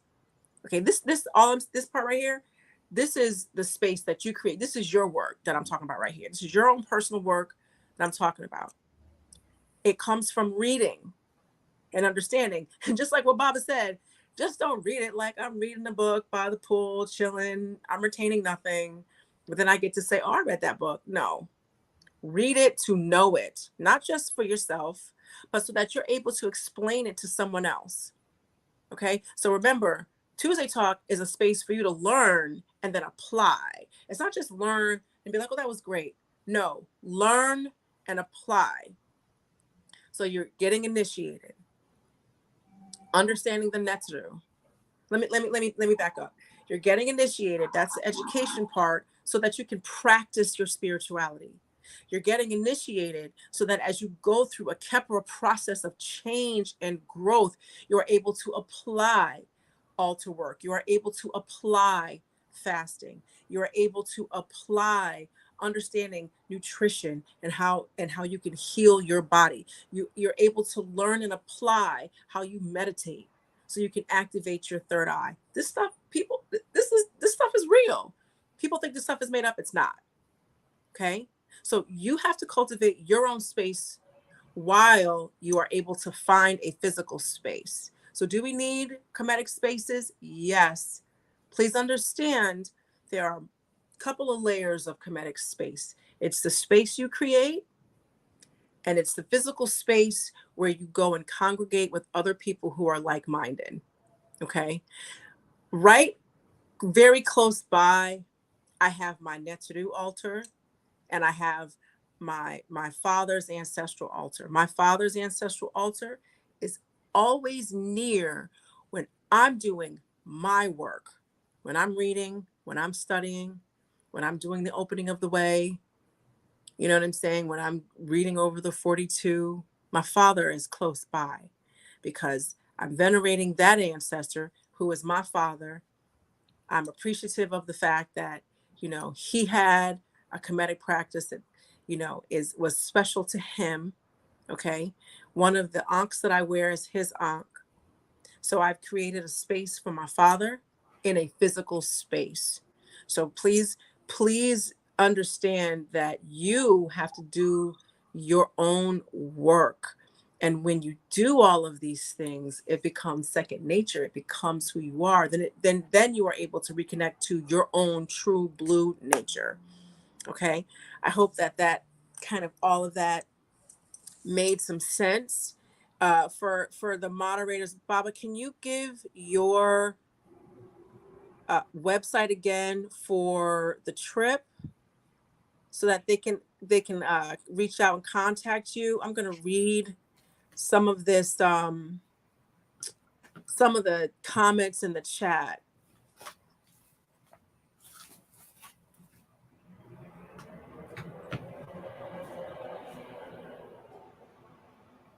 Baba?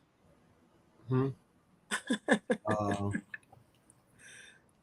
Ma'ad, Ankh, and Ma'ad, Abut Seshat.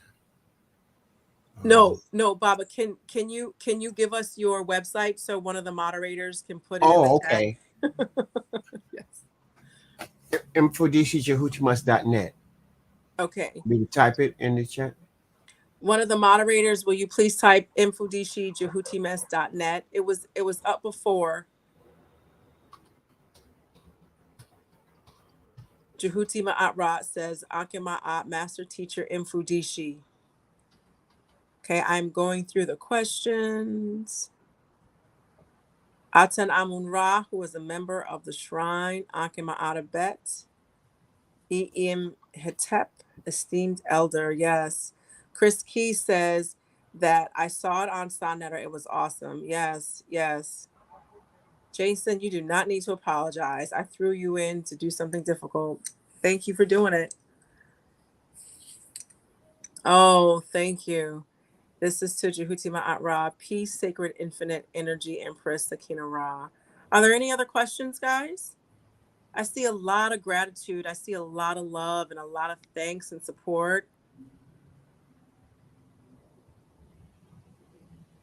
I see a lot of support. Let's see. African Renaissance TV said, period. Yes. Baba, here's a question. Did Kemet have formulas like how Europeans use E equals MC squared to create the modern One second. paradigm? I want to get my daughter to. Zoana, what's the name of the site we're creating for the trip? Traveling with Mfundishi Jehutimas. And they just go on Facebook and Instagram? Yeah, and type it. Yeah, say it again. They go on Facebook and just put in traveling with Mfundishi Jehutimas. Traveling with Mfundishi Jehutimas. That's it. Yes. Again, traveling with Mfundishi Jehutimas. And it's on Facebook and Instagram. Thank you. I'm on a live show. Thank you. Instagram tomorrow, but it's on Facebook now. It's on Facebook now, Instagram tomorrow. Okay. Thank you, daughter. Oh. So, okay. Did Kemet have formulas like how Europeans use EM squared to create modern paragrams of nuclear power in space? And the answer to that is yes. In fact, Europeans they're imitating the formulas that they got from ancient Kemet. And so if you go to one of the temples, you will see is mathematical papyri where you see the formulas broken down. Well, we were already doing square. We were taking things to the nth degree. We already calculated the circumference of the planet. We already knew how far the sun was, how far the moon was. You have to have some sophisticated form of mathematics in order to do that. That's right. We understood the right angle. That was we understood the isosceles triangle. We understood all of that. That's all in the construction. If you just look at the science in the construction of the Great Pyramid, that's right. The Great Pyramid is a perfect building that will be there forever. If there's an earthquake and there's a fire that destroys everything, the pyramid will still be there. It's the only ancient wonder of the ancient world that's still standing, intact. That's right. And when you go inside and you go up to the king's chamber, it's a perfect square inside, a black room. And everything is dimensional, set up, calculating. So yes, we understood pi, phi, and the golden means. That was all created in Kemet. even the centimeter, the kilometer. A drop of water is the same all around the planet. So we use that as a basic measurement in a centimeter. We are dynamic people. We just don't even know it. So yes, so the key here is for this person who's asking this question is they got to learn Madunetcha at the high level, and then they'll be able to understand the formulas that we broke down. As opposed, see, right now he has to depend on what the Europeans said our formulas were. Right, right. But it looks like he has an understanding that they did not originate it. How, yeah, did Kemet have formulas like how Europeans use? So just to broad brush it, you'd be hard pressed to find something that makes something more clear or explains a principle of nature that A, Africans didn't do first, and B, Europeans didn't steal from Africans. I mean, that's a huge statement. And I want somebody to prove it wrong. We Africans deciphered the principles of nature because we were on the planet first and we were on there long enough. You have to understand that Europeans' formulas is just yesterday. It ain't, and it's, yeah, like just yesterday. Like, yeah. Right. You know, so even his question is European bias. It is. It is. You know, that's not an African center. He didn't even form it African centered, like, you know, but that's our frame of reference. He might our not frame know. of reference is European. So I understand the question. Right. But just to answer that is that yes. And the only reason why the Europeans got it is because they're imitating us. That's right. That's right. That's a fact. These are facts. They might sound like opinions, but they're not. They're facts. What's the book I want to say?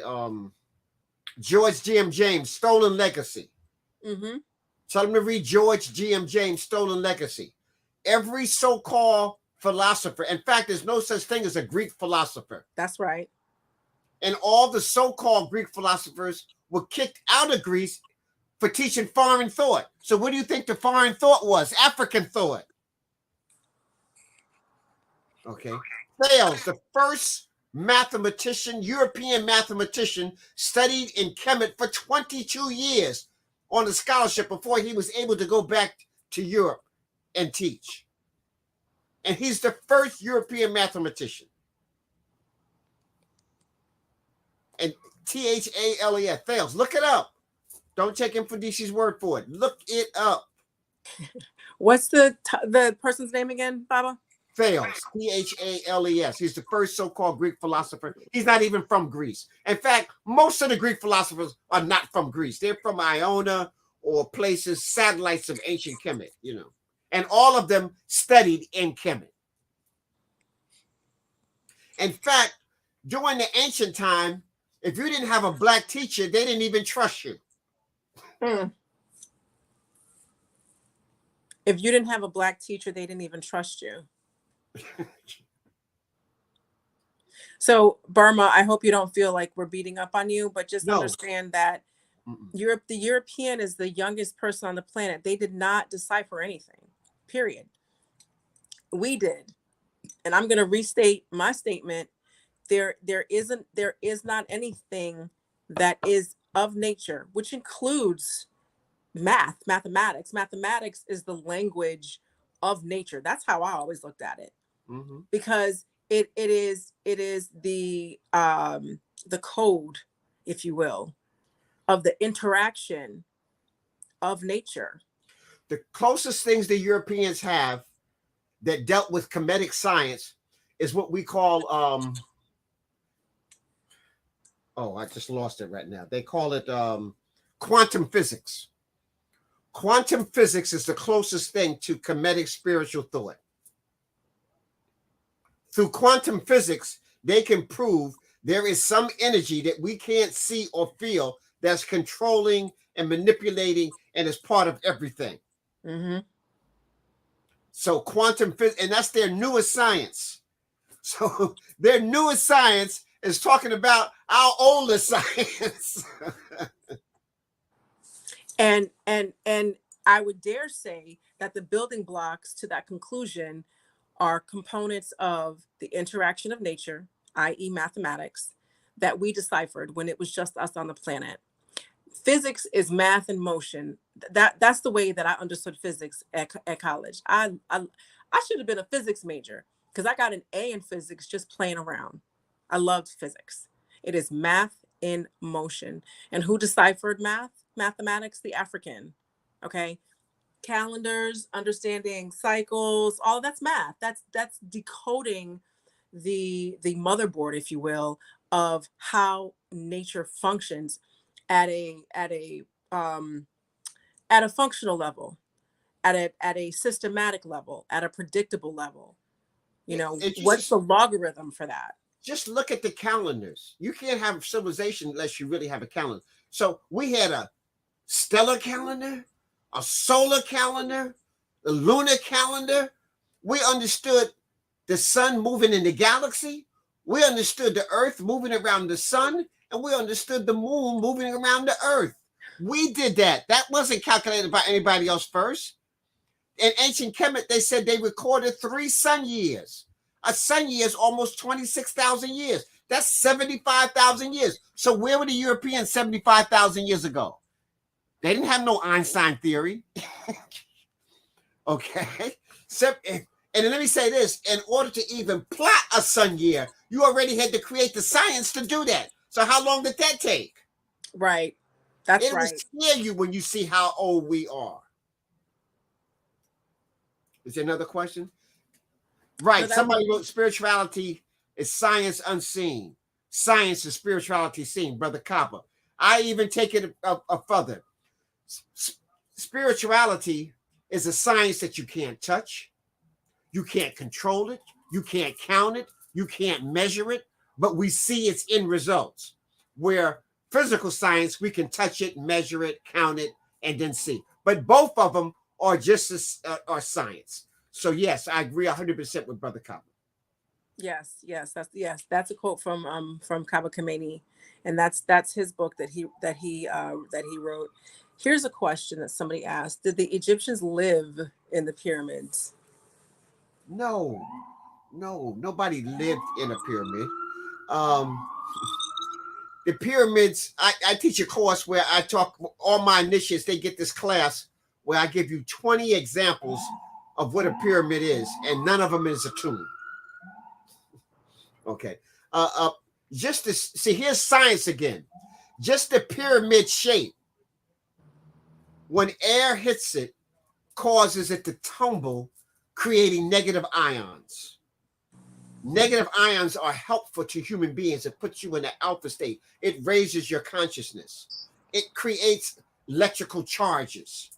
So it makes the ions available for electricity. So just the shape can be made out of a cardboard, paper, wood. But now if you add a sacred element to that, then you enhance that. So, for example, if you have right behind me, I have a copper pyramid. And I can place my fruit, anything in there, and pyramitize it before I eat it. And it charges all of my food. Here's a perfect example. Take a pyramid, especially like made out of copper. Take a piece of meat, place it in the pyramid. Then take another piece of meat and put it on the counter. And then leave it for a couple of days. That one on the counter will start rot, get maggots, stink, putrefy. The piece of meat you place in the pyramid will dehydrate. It won't rot. No maggots, no smell, no nothing. It will just be dehydrated. So just that alone is showing you the power within the pyramid. And no, you didn't live in there, but you want to come and meditate in a pyramid room. I used to have a pyramid over my bed, coming down on me, so that you can pyramitize yourself. So it enhances your consciousness. It enhances your thinking ability. It energizes your cells. But now, I don't know, there's such thing as being overstimulated. So I don't know if he was living in there all the time. I don't know if that might. If that was good. But initiation was done in there. Was initiation chamber. Certain feats were done inside of the pyramids. Certain acts were done. Certain rituals were done. And then its structure itself can ionize a whole room. So if I can have a little pyramid with a whole room, can you imagine what the Great Pyramid did when it was finished and had white walls and capped with the gold and onyx with a black capstone and gold for hundreds of miles. It was stated that when the pyramid had its casing on it, you could see it from hundreds of miles away. Pyramids purifies water. I'm kind of giving y'all a whole lot. You need to take my class, okay? But pyramids purify water. The Hopi River ran under the pyramids, right next to it. So you can purify water. Again, here's a test. Take your pyramid made out of copper. Take a glass of water from the sink. 2 glasses of water from the sink. Put 1 glass of water in the pyramid. Put the other glass on the counter. Leave it just overnight. When you wake up in the morning, the water in the pyramid will be pyramidized. It will be electromagnetic charged, purified. And when you taste it, it'll have a total different taste from the water, the nasty water coming from your sink that's still on the counter. I tasted that, Baba. The way you said it, you like the nasty water. I was drinking the pyramidized water, feeling all the pure water. Chris Key has a question. I'm into the martial arts where the Magi were the archetypes for the Shaolin. Oh no, were the Magi the archetypes for the Shaolin monks? That's what he's asking. He's asking the question. Yes. Okay. So let me just say this here. If you go to a place called Mahez in Egypt, today they call it Beni Hassan, and you can see pictures of it. You'll see pictures, friezes on the wall of where they buried the Magi warriors. And you'll see the foundation of almost all martial arts, jiu-jitsu, karate, judo, all of that. You'll see in the walls of ancient Kemet. Those pictures were created 2000 BCE during the time of Mentuhotep. It was already ancient, 4000 BCE, 5000 BCE, 10,000 BCE. And so even the Shaolin Temple was set up by a person called Damo Buddhahama, who was a 26th disciple coming from India, walking to ancient Kemet, traveling with this knowledge. So he was like a Magi who went and set up the Shaolin Temple in ancient Kemet. The first 2 dynasties of China is called the Shang. Shang 1 and 2. Those people came from ancient Kush. Ethiopia, Kemet. Okay. So I'm just trying to give you some background. See, Japan is only 600 in the AD. So the Japanese are 600 in the AD. The original inhabitants of Japan are the Anu, the short Twa people from Africa. So I'm trying to put things in a spatial perspective so they can understand. So Japan, 600 AD. So the ninja is trying to imitate a Magi, but he got to put a black outfit on because he's not black. The Magi just had to take his clothes off. Okay. Interesting. So yes to your question, the archetype of sophisticated. See, everybody got a way of defending themselves. Every ethnic group probably on the planet. But Kemet developed the first science of the martial arts where they recorded it. They had forms imitating nature, imitating the animals. So the Shaolin Temple is imitating the animals, is imitating the animals that we had in Africa. Do you notice in front of their temples, they got lions? There's no lions there. The most important Chinese dance in New Year's is the Lions dance. Ain't no lions there. So that's Africans bringing that into them. I mean, even Europe, if you go through Europe, in front of all their not just Masonic buildings, but all of their government buildings and everything, you see lions out front. Mm-hmm. This is our African ancestry traveling and giving them this. So I'm trying to symptomatically let you see something that is there. So yes, organized martial art, and we don't call it martial art, we call it the Menchu. Menchu was the nature of war for Ma'at. That's right. So it's the Menchu combat arts. Martial was a Greek god that killed you and sodomized you before he taught you. Oh my God. He sodomized you first to break you down to nothing and then tried to build you up the way he wanted. And his Martial, his idea of training you or helping you get ahead was by any means necessary. That means if you wanted to be the next king and you got two brothers, he'd have you poison your two brothers so that you could be the next king. That's not Ma'at, but that's the corporate world. That's not African. So the corporate world has a mentor. We have a Jegna. A Jegna is an Amharic word from Ethiopia. It is a spiritual pre-scientist who has mastered what you want to master, and they teach you their art through Ma'at. So a Jegna, not a mentor. Baba, can you say that one more time? I mean, just the last sentence when you said the Jegna is an Amharic word where you teach, so you've mastered information and you teach it to someone who wants to learn.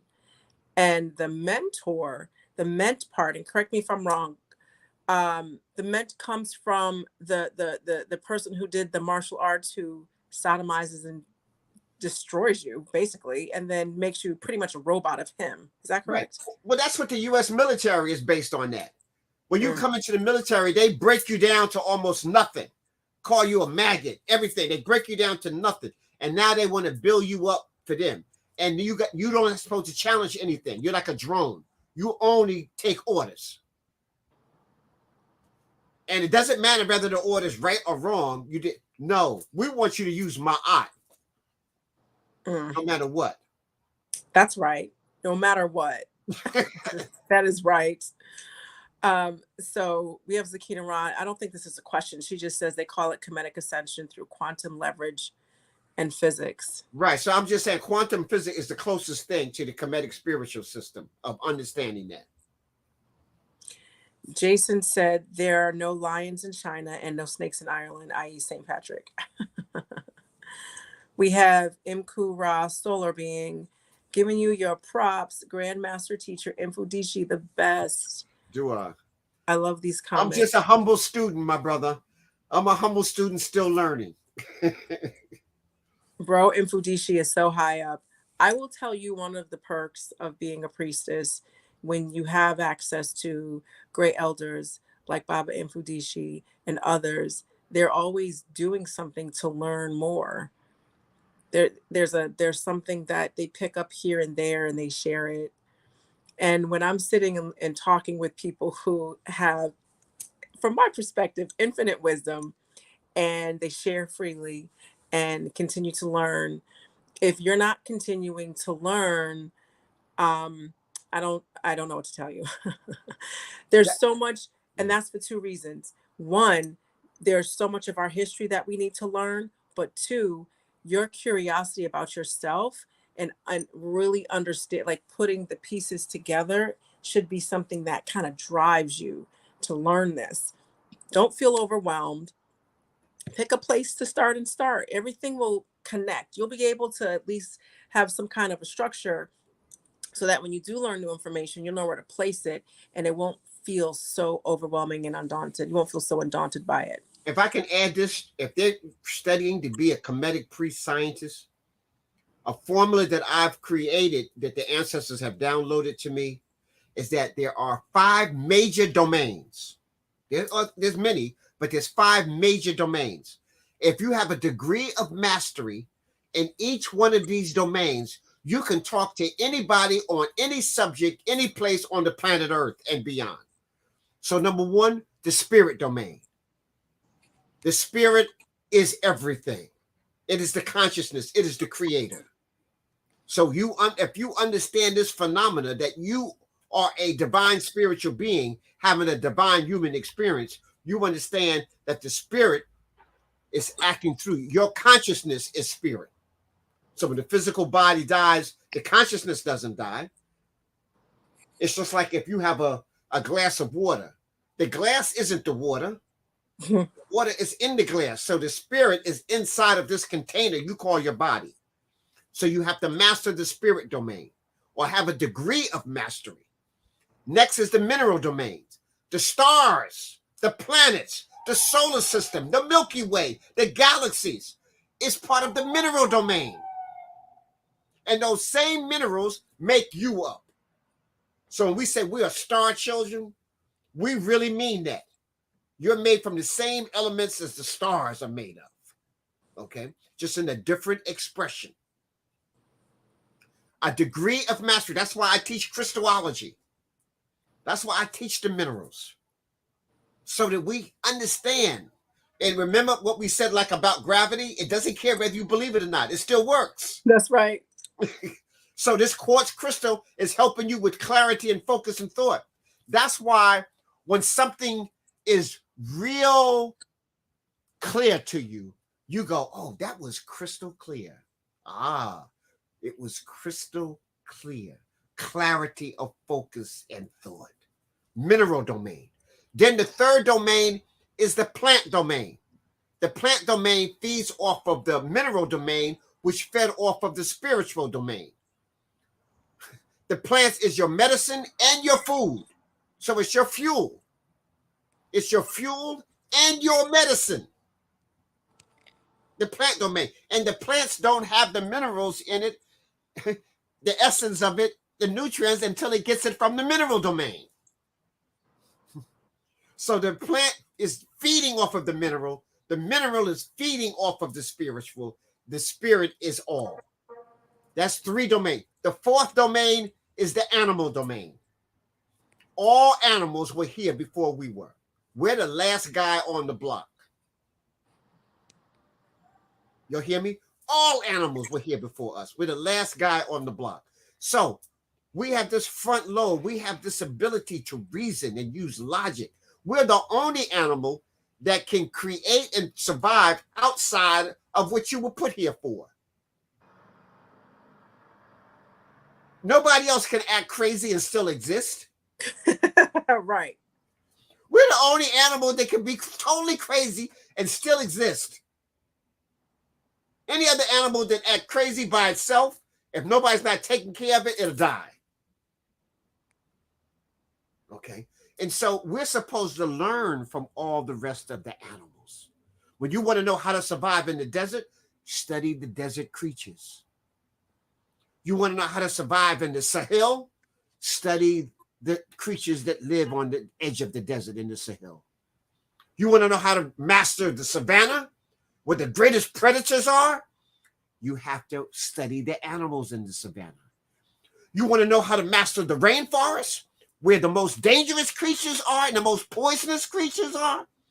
Study the animals in there. You see a little bright frog jumping around. You say, oh, he's so pretty, but ain't nobody eating it. Ain't nobody touching it because he's poisonous.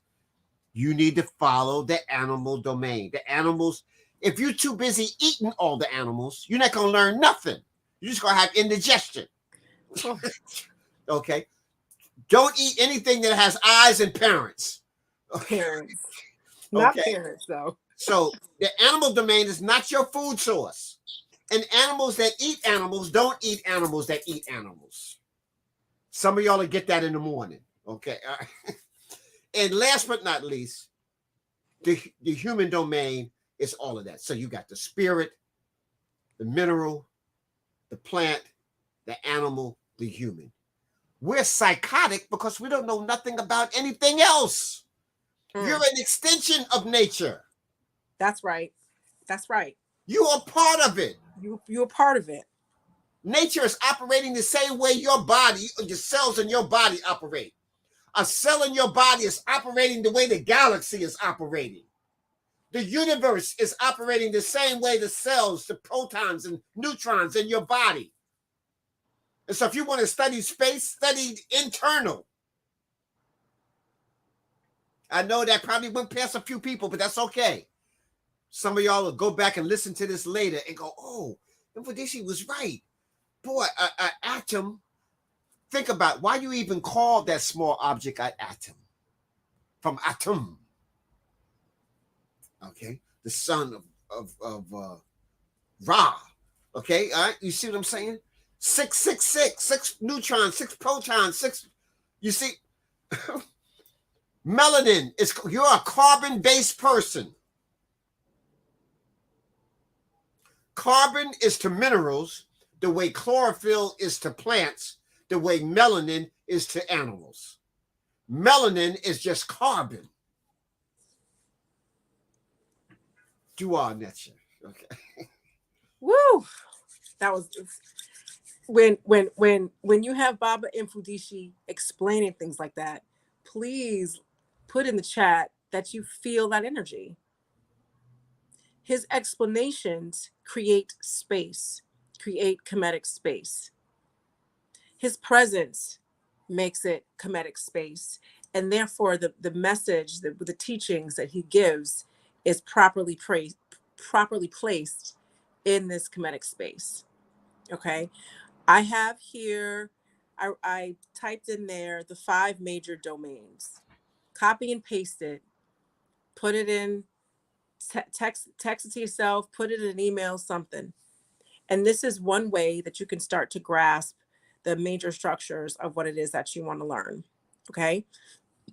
Baba, can you tell us about, as we're winding down, because it's 10:40, and I appreciate y'all hanging in there throughout today. When you experience these technical difficulties, I had to take that. I wanted to show it to you. We're going to show you that space.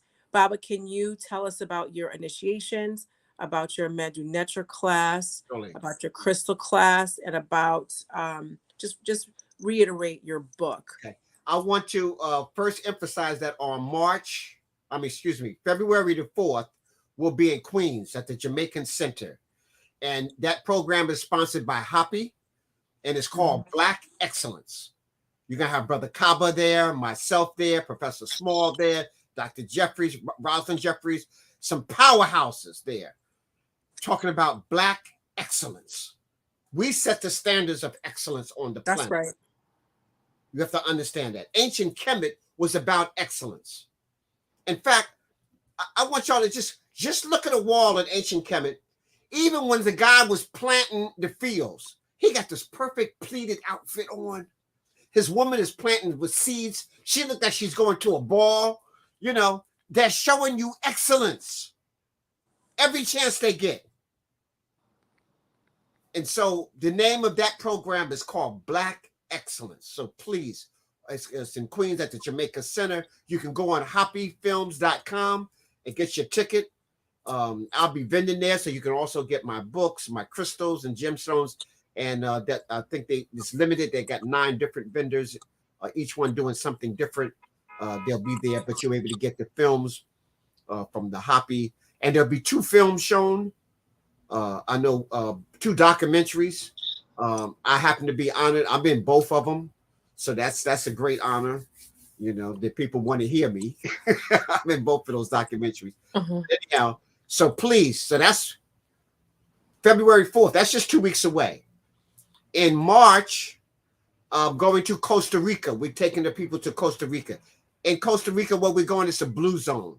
Blue zones on the planet Earth means that the atmosphere is so conducive of human life that the people who live the longest on the whole planet Earth live in those blue zones. Costa Rica is one of those blue zones. So we're going to Costa Rica, do meditation, do Kemetic yoga, do Kupagani and Gumi, bathe in the waters, and take in the vegetation in Costa Rica for a week. So that's a trip. You can go on my website again, mfundishi.net, and go into events, and you'll see the Costa Rica trip.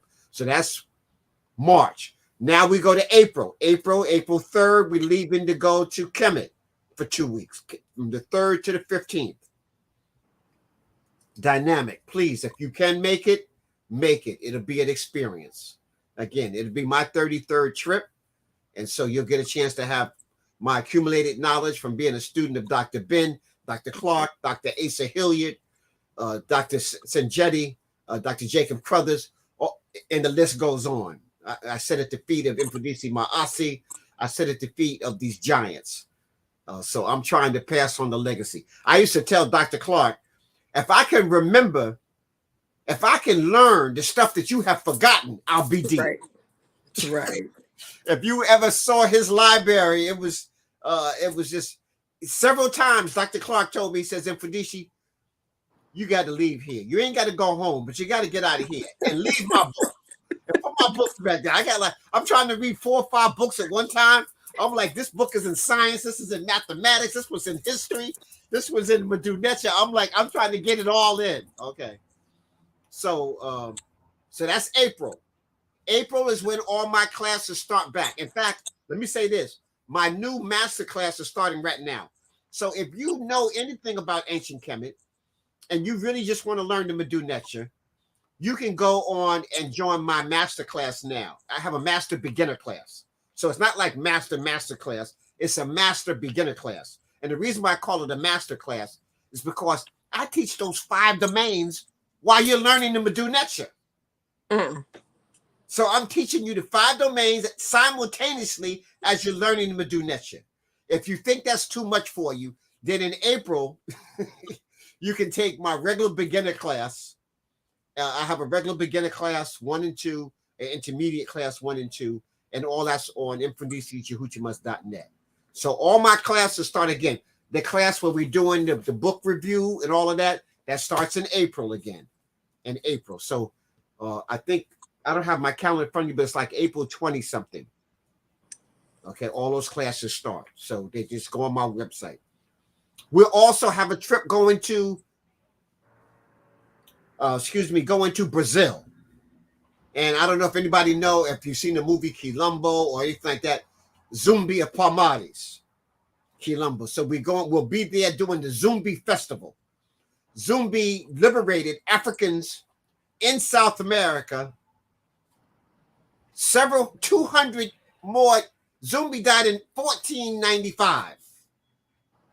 Now, people try to say that Haiti is the first freed nation in the Western Hemisphere. Zumbi freed Africans for hundreds of years, 200 years before the Haitian Revolution. And we don't know anything about that. A Quilombo is a free town in Portuguese. That's the name, a Quilombo. So Palmares, the Quilombo Palmares, and there were several these free towns. And eventually Zumbi was, they were never totally defeated. They just reached some agreement and some treaties. But you know, if you make a treaty with the Europeans, you're getting ready to get had. Right. In fact, when I was in college, I wrote a definition of a treaty under Europeans. It means that you're winning. They sign a treaty to freeze you up so that they can come up with a new plan on how to destroy you. Basically. I did a report on 200 and something treaties that the Europeans made with Native Americans. Mm. And by 1895, they had broken all 200 treaties. So what was the treaty about? It was to tie you up, make you think that they're about Ma'at when they're just trying to think of a new way to kill you, a new way to get control of you. So that's our treaty buys time for them. That's right. For us, when we shook on something, that was our word. We would die before we would change that. The Europeans is laughing. I got them. Okay. So that's a trip. It's going to be in November. So you're going to see the flyers. It's coming. The flyers being developed now. It'll be out the 1st of February. So you can start putting a deposit down to go. So we'll be 2 weeks in Brazil. I did 3 weeks this year, going to the different Colombos and stuff like that, speaking at the universities. But you want to take this trip to Brazil. It will change your perspective of what's happening with Africans around the world. The largest concentration of African people outside of the African continent is in Brazil. So I don't know if people knew that. Mm-hmm. So the largest concentration of people of African descent outside of the African continent is in South America, and in particular in Brazil. In Brazil. In Brazil. So I'm going to update the flyer, and I'm going to have the link to, and I'm going to put the link in the updated flyer, or I should say the updated message. There's not going to be a new flyer, but in the updated message where you saw the flyer. But remember, they can go on Facebook and it'll say Traveling with Mfundishi Jehutimas. Mm-hmm. That's going to be the second. I'm sorry. Go ahead, Baba. I'm sorry. Right. So that will also list all the things I just talked about. Mm-hmm. But we're specifically zeroing in on the Kemet trip because that's the next big thing, you know. So yeah, so and you know what, Baba, I'll run it by you first, so to make sure that the links are how you want them, and I'll update this notice, and then there you are, and you have it. And we had a little roller coaster ride of information and fun tonight on Tuesday Talk with Mfundishi. Before we leave, I'd like to address this question that Chris Key has. I'm down here in Alabama, the Bible Belt. I get so much backlash from friends and family because I don't believe in the Bible. I try and show them things I've read and learned. How do you deal with that? Okay, let me tell you just a few things. First of all, respect everybody where they're at. Yeah. That's my aunt. My father used to tell me, son, you can't whoop everybody who needs a whooping. Did you try to do that, Baba? Leave that to the Creator. Okay. And you can't correct everybody who needs corrected. The best thing you can do is try to load and get as much information as you can. You defeat them by becoming all that you profess to be. Mm-hmm. So first of all, you can tell them nobody in the Bible read the Bible. The Bible is not a history book. There's no dates in the Bible. Not one. Come on, y'all. Ain't no dates in the Bible. That today we would call this plagiary. I want to know who got the patent on the Bible, because that's plagiary. That I did a course where the Psalms of Solomon were all written by Akhenaten. That's the 18th dynasty king in ancient Kemet, who was a philosopher. He wrote the Psalms of Solomon. I don't even know if the person named Solomon really existed. I think that was, again, that's a creation. That's like Superman and Batman. Okay. Okay. All right. So, but you tell them to study. In fact, the first name of a king in the Bible is Tahaka, an African black king from Kemet. The Jews were going to be annihilated, and Tahaka came and saved them, their seed, from being annihilated from the planet by the Persians. Those are facts. Tell them to look, and that in the Bible, it says it's an allegory. Look up the word allegory. An allegory is a story that's not real that tries to shine light on a fact or a phenomena. Like I'm trying to teach a lesson, so I'll show you an allegory. You know, like, for example, here's an allegory. Foxes, rabbits who go to fox school are definitely going to learn how to be rabbit stew. It's a fact. And if I give the rabbit a Nobel Peace Prize and there's no peace among the rabbits, then what did they really get it for? For being an ally of the fox. So now let me say this. We got 6, 7, 8 people of African descent who got Nobel Peace Prizes. Starting with Desmond Tutu, who was a bishop, a Catholic bishop priest during apartheid.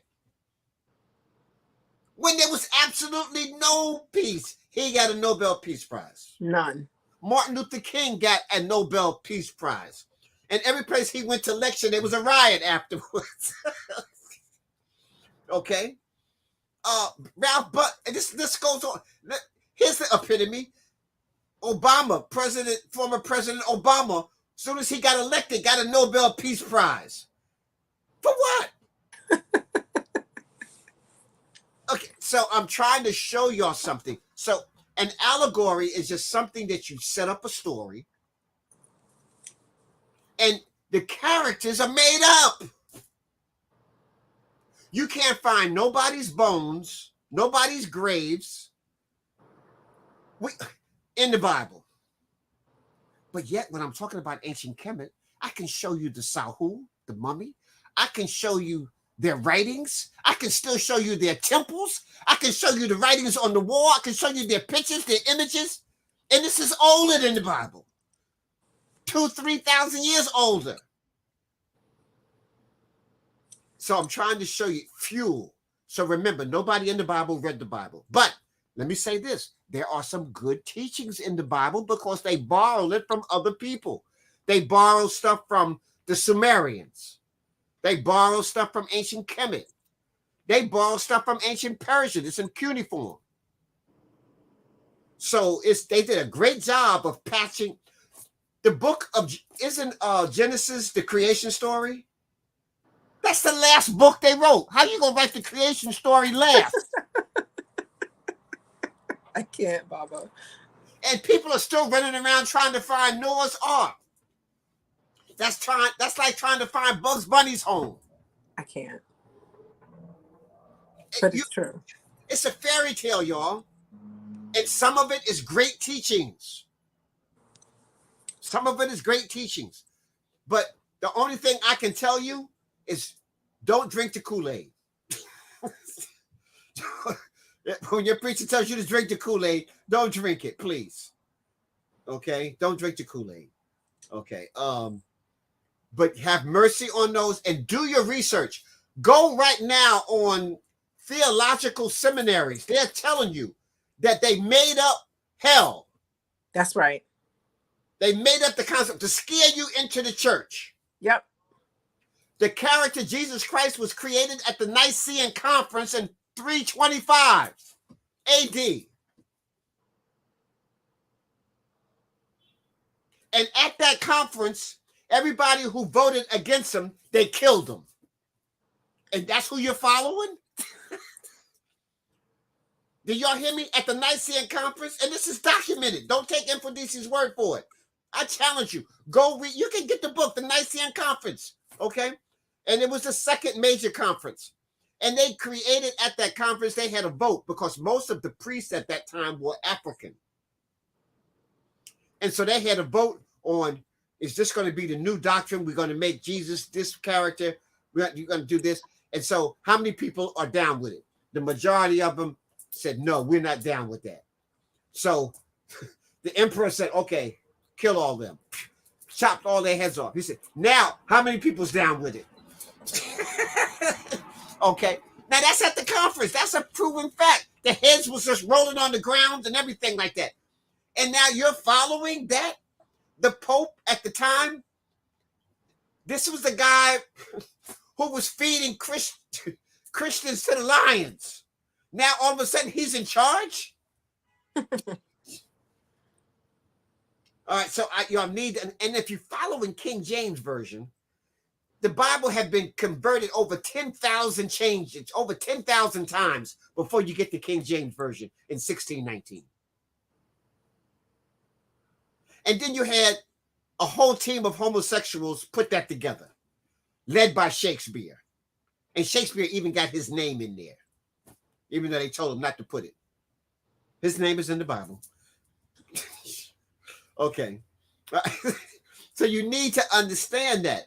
But don't go with the Christians with you have to come with facts. You have to come with facts. Ask your Christian friends, well, Adam and Eve had two sons, and one killed the other one. So how did they populate the world? Where the women at? He didn't have no daughters. So Adam and Eve is the first two. And then Eve comes from the rib of Adam. How did you believe that? How did you believe that? And now I ask a question, my Christian friend. Tell him to tell you about Lilith. Lilith was Adam's wife before Eve. And they kicked her out of the garden. So now, How come you didn't know about Lilith? People like, oh, Mfundishi, you made that up. No, you can go study. There was Lilith. Lilith had a mind of her own. She wasn't necessarily obedient. So that's not the example the Christians wanted you to know. So they had to recreate a new woman who was evil but obedient. She had to be evil so that they can blame all sin on her. Okay. But then she had to also be obedient so that we can teach women to be obedient. Well, Lilith had a mind of her own. Okay, so, but come with them with facts. The theologian seminary are telling you that there's no such character as Jesus. He's imitating Horus. Here's a book. Tell a sister to read the book. 16 Crucified Saviors Before Christ. It's called 16 Crucified Saviors Before Christ. It talks about 16 people that did everything Jesus did before Jesus. And they're all imitating Heru of ancient Kemet. So I want to jump in and say, can one of my moderators put 16 crucified saviors before Jesus? Is that the name of the book? No, 16 Crucified Saviors Before Christ, yes. Before Christ. 16 crucified saviors before I Christ. think maybe before Jesus Christ or something like that there. Right. Mm-hmm. So there's that. And Chris, I also want you to take a look at, I did a Tuesday talk. This question comes up a lot, especially during the holidays. Basically, how do you deal with your Christian family members who like refuse to look at facts and all of that? And how do you deal with them during Christmas? And yes, how do you deal with them when they don't? Listen, people have the right to be crazy. I want to start out by saying that. People have the right to be crazy. And you don't have the right to interfere with their craziness. Only if they ask you. I know sometimes if it's a family member, you think you're supposed to straighten them out. If they don't ask to be, or if you're not their caretaker, people have the right to be crazy. So that's number one. Number two, something like Christmas. You don't have to abandon Christmas, but you have to abandon the concept of the gift giving, the Santa Claus, the evergreen tree. Those are made up concepts. The 25th is when Sirius A emerges from the sky. That's the rebirth of the new sky, of the new star. So it was a astrological concept that took place in the sky, a real phenomena. On the 21st, the Sirius A, the brightest star, sinks down and it looks like it dies. And then 3 days later, and for 3 days you don't see it. And then after that, the 25th, it emerges 1 degree. And each day is 1 degree, 1 degree, 1 degree, until you get to the spring equinox, where it's even day and even night. So that passed over, that's the spring equinox.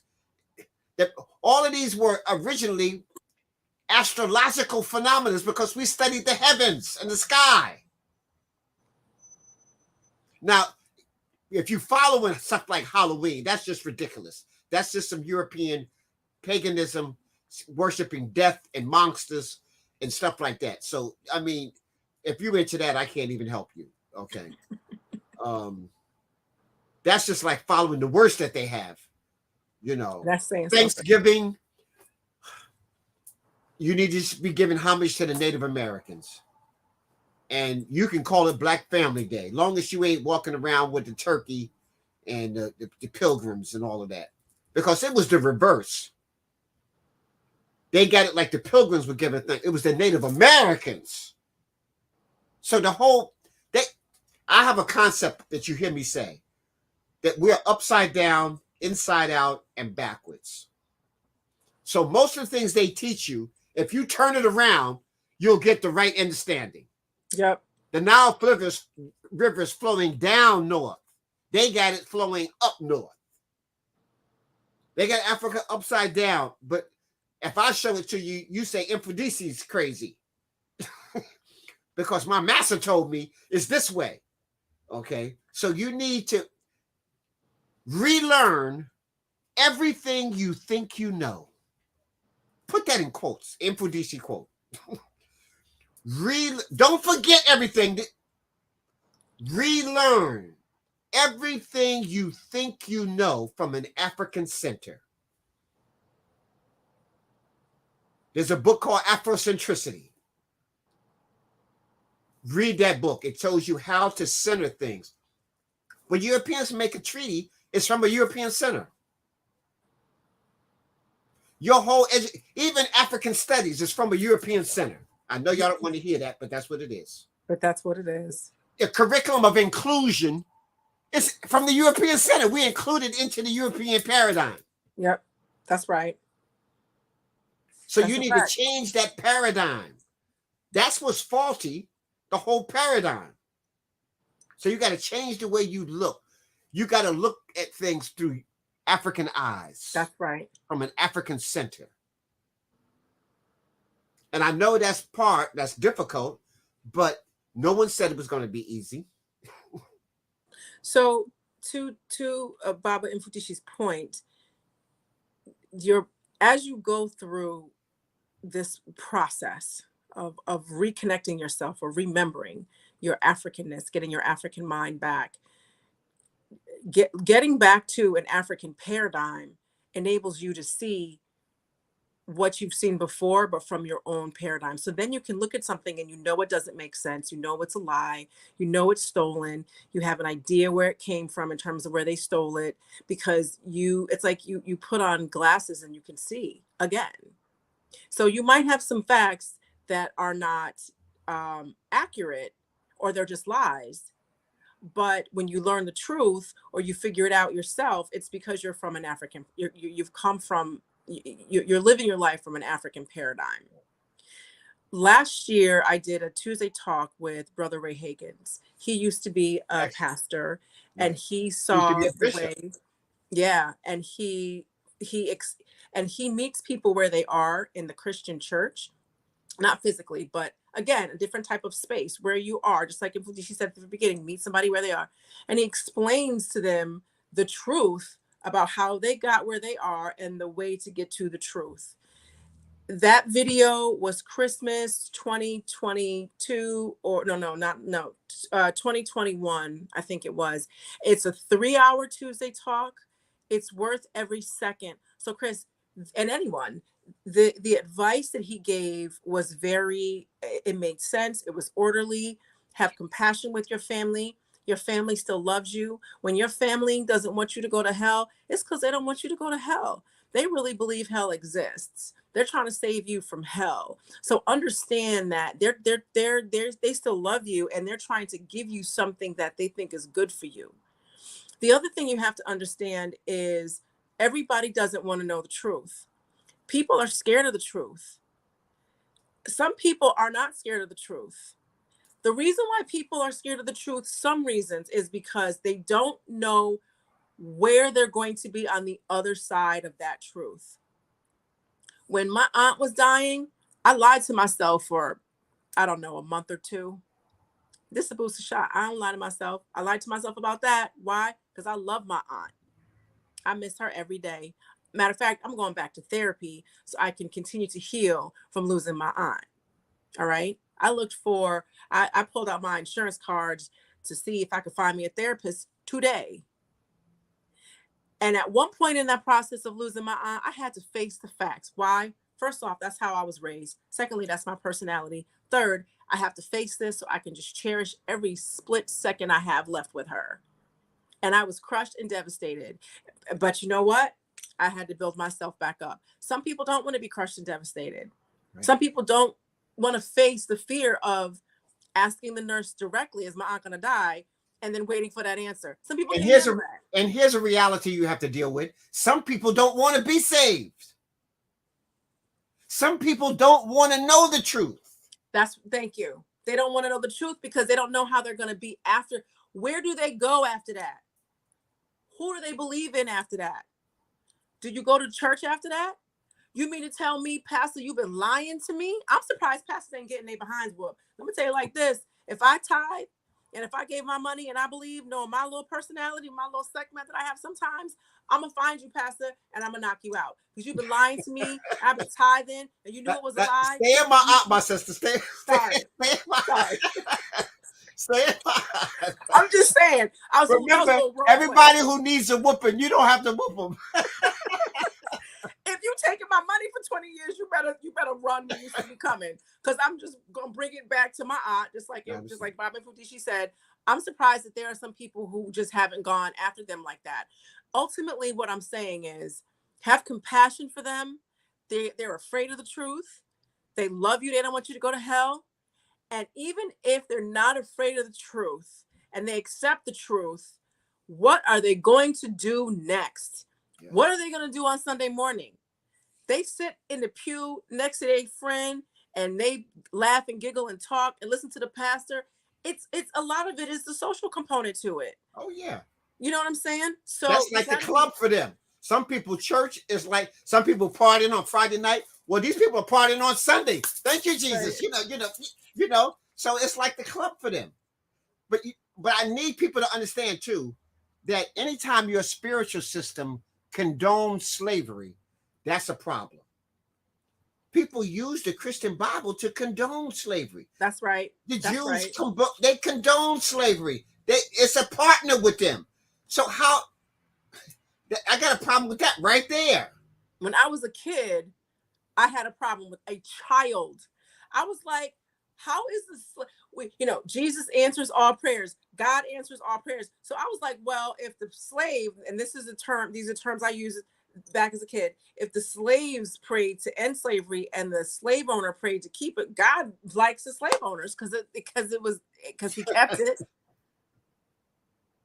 So those types of logical conclusions that children can draw is the reason why I had doubts very, very early on when I was saved by Jesus and all of that. What is that? What's that one? Jonah's well. The Jonah in the whale. Jonah's whale. No, Jonah was eaten by the whale. Right. And he's in. Now, somebody believe that story? I mean, see, I'm talking about. I mean, some of this is like real fairy tale, but they got you believing blindly. I call that symbolic thought, and that's very dangerous. Racism is based upon symbolic thought. Mm-hmm. I don't like you because you got red lipstick. That's crazy. I mean, everybody likes this lipstick. We got to think symptomatically. There's another book by it's called The Golden Apple. The Golden Apple by Edgar Ridley. And then a book, An African Answer. Edgar Ridley, The Golden Apple. And it teaches you about symptomatic thinking. Africans are doomed unless we learn how to change the way we think. So they need to read The Golden Apple by Edgar Ridley. By Edgar Ridley. Edgar Ridley. Okay. And the key is symptomatic thinking. That's how, see, the brain can only think symptomatically or symbolically. Symbolically is what somebody told you and it don't have to be based upon the truth at all. And they can't even prove it and don't want to prove it. It's just a belief system. Right. Symptomatic means that I can prove it. It's tangible. It's how operate. Remember I told you about fire? You tell the little kid it's hot and then he sticks his finger. Oh yeah, hot. Now he knows symptomatically. Right. Okay. Nobody else can convince him that fire is not hot because he experienced it. That's like an example of a symptomatic thought process. Okay. So you go through life and you begin to examine. It helps you also become a scientist. That's right. A pre-scientist. You're examining everything. That's right. You do that. You don't take in anything at face value. Somebody tell you something. How come that's true? Show me. Prove it. Yeah, prove it. I want to see it. Let me see the facts. And I say, don't bring me your feelings. Don't bring me your faith. Don't bring me your little phrases, your little hashtag phrases. Just give me the facts, or say it's an opinion, or say it's a belief. But don't come to me with all of those other things and you call them facts and they're not. Because go ahead, Baba. So I was just saying, that person who's having the problem with Christianity, just tell them that they got to be a good example, but do their research and their studying. Tell them to watch that tape with Ray Hagins. Tell them to listen to what even the theology. I saw a movie on TV where this lady was a Bible. I don't know what's the correct word. She was a Bible historian, but a Bible critic, and she analyzed the Bible from top. And she basically said it's just a storybook. It's a storybook. And it's not based on anything true. It's when a lot of stories put together to create a mindset for people to follow so that I can control your behavior. Islam is the same way, to control you. And if we look, the two most components of slavery was Islam and Christianity. Nobody enslaved more people than Muslims. And secondly, nobody enslaved more people than Christians. Yep. So you Tweedledee and Tweedledum. I remember there was this black man in Michigan, I think Detroit, and he was the first elected black official for something. And when he went through his swearing in ceremony, he had his hand on the Quran. And I said to my mom, well, why doesn't he have his hand on the Bible? And she said, because he's Muslim. I said, so why isn't his hand on the Bible? That's how it's always, that's how you do it. Because I was thinking that that's just standard procedure. And she was like, well, that he's Muslim, so the Quran is what guides him. That's his holy book. And I said, so when people put their hand on the Bible, they actually believe it? Like it took my mom to explain this to explain why this Muslim was putting his hand on the Quran, because I just thought it was all symbolic. Well, technically, the Quran is just an extension. It's supposed to be the correction of Christianity. Well, Muslims believe they take the Old Testament. They believe Moses and Abraham, all of that. I didn't know that at the time. But at the time, what I was thinking was, there's no way anybody could possibly believe that the Bible literally happened. So this must be symbolic. So since it's symbolic, it's a symbol.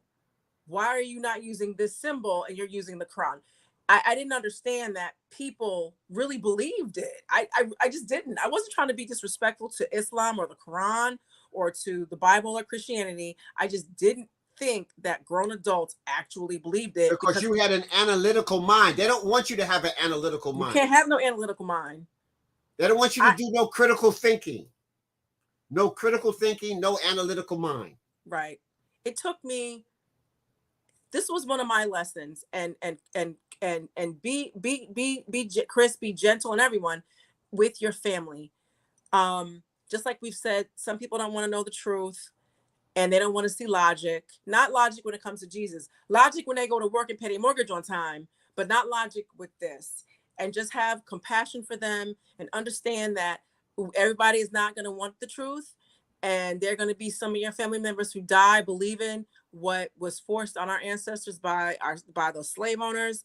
Those things are going to happen. There are going to be some people who want to learn. And you were saying, or in the comments I read, maybe not just necessarily you, they ask questions, they get the answer, and then they fuss about it, and then they ask more questions. That part of that is a cover, because they really do want to know the truth, but they have to pretend like they don't. Because some people really they're more connected to other people's opinions of them. Everybody wants to have a good reputation. I want to have a good reputation. Everyone does. At the same time, I'm going to be an African person first. And no matter where I am, and that includes a job, this, that, and the third, if you have a problem with anything on me that's African, I do not care. And that's for everybody on the planet. Everybody's not like that. Some people want everybody to love them all the time. So there's a mix. So just be kind. I'm telling you, watch, listen to the suggestions that Baba Mfundishi gave here. Watch the Tuesday Talk with Brother Ray Hagins.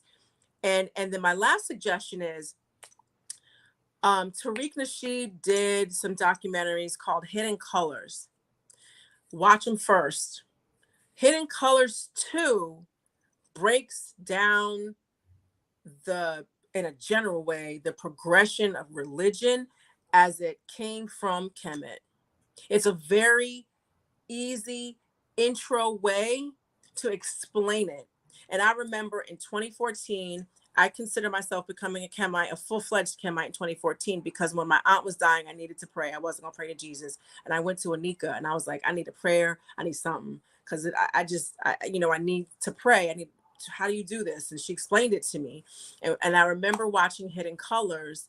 Hidden Colors 2 just turned the light on in the room that I was in the space I was in, the spiritual seeking space that I was in. Hidden Colors 2 turned on the light, and I was able to put a lot of stuff together. So listen to what Baba Mfundishi said. Watch the Tuesday Talk with Ray Hagans. Get the Hidden Colors, and at least watch 1 and 2. The other ones talk about other aspects of Blackness, just to use a very general And the 16 term. crucified saviors before Christ. Right? And the 16 crucified saviors before Christ. You do that, you're going to be on your way to deal with folks who are emotionally and psychologically brainwashed and or programmed and afraid of hell. All right. These people who put this ball in motion centuries ago were diabolical geniuses, but we're unraveling it in our day and age. Read and make sure that they understand. I think Joe Leary, I can't think of her name right now, but she wrote the book on cognitive dissonance. Because that's what they're going to face. Even some people, cognitive dissonance, even when I present the facts, you ignore it. Even when I show you the truth, because that's going to mess you up. So you just ignore it. I prefer to believe the lie. Right. Than to deal with that truth, because that makes me very uncomfortable. So they call that cognitive dissonance. It's when I show you A, B, C, D, E, F, G, and you go, oh no, I don't believe that. But I can prove it. I don't care. Yes. So, guys, this is actually pushing towards 3 hours, and I'm going to wrap it up. It's 11:20 p.m. on the East Coast, and I appreciate all of your comments. And I'm going to update this this notice. Give me 24, 48 hours. Okay. So my plate is a little full. We're going through initiation applications at the shrine. So I appreciate your participation with Tuesday Talk and being in the audience. Today was nice and fiery. It always is with Mfundishi. And I love having him on, and he'll be back again. We're going to figure out how we're going to air the center so everybody can see it and get the guided narration from Baba Mfundishi. That's the fire right there. That's going to connect it and bring you that space that we're talking about. Okay? So again, February 4th, Queens, New York, at the Jamaican Center, Black Excellence. Make sure you try to get there to talk and listen to these speakers on Black Excellence. And then March, we're going to Costa Rica. April, Egypt. November, Brazil. Yep. Thank you very much for having me on, Ma'at. Thank you so much. And I'm going to say Shemem Ma'at, go forth in divine balance, and Shemem Hotep, go forth in peace. I love you. I love you. And we'll see you next week. Shem Em Hotep Ahatu.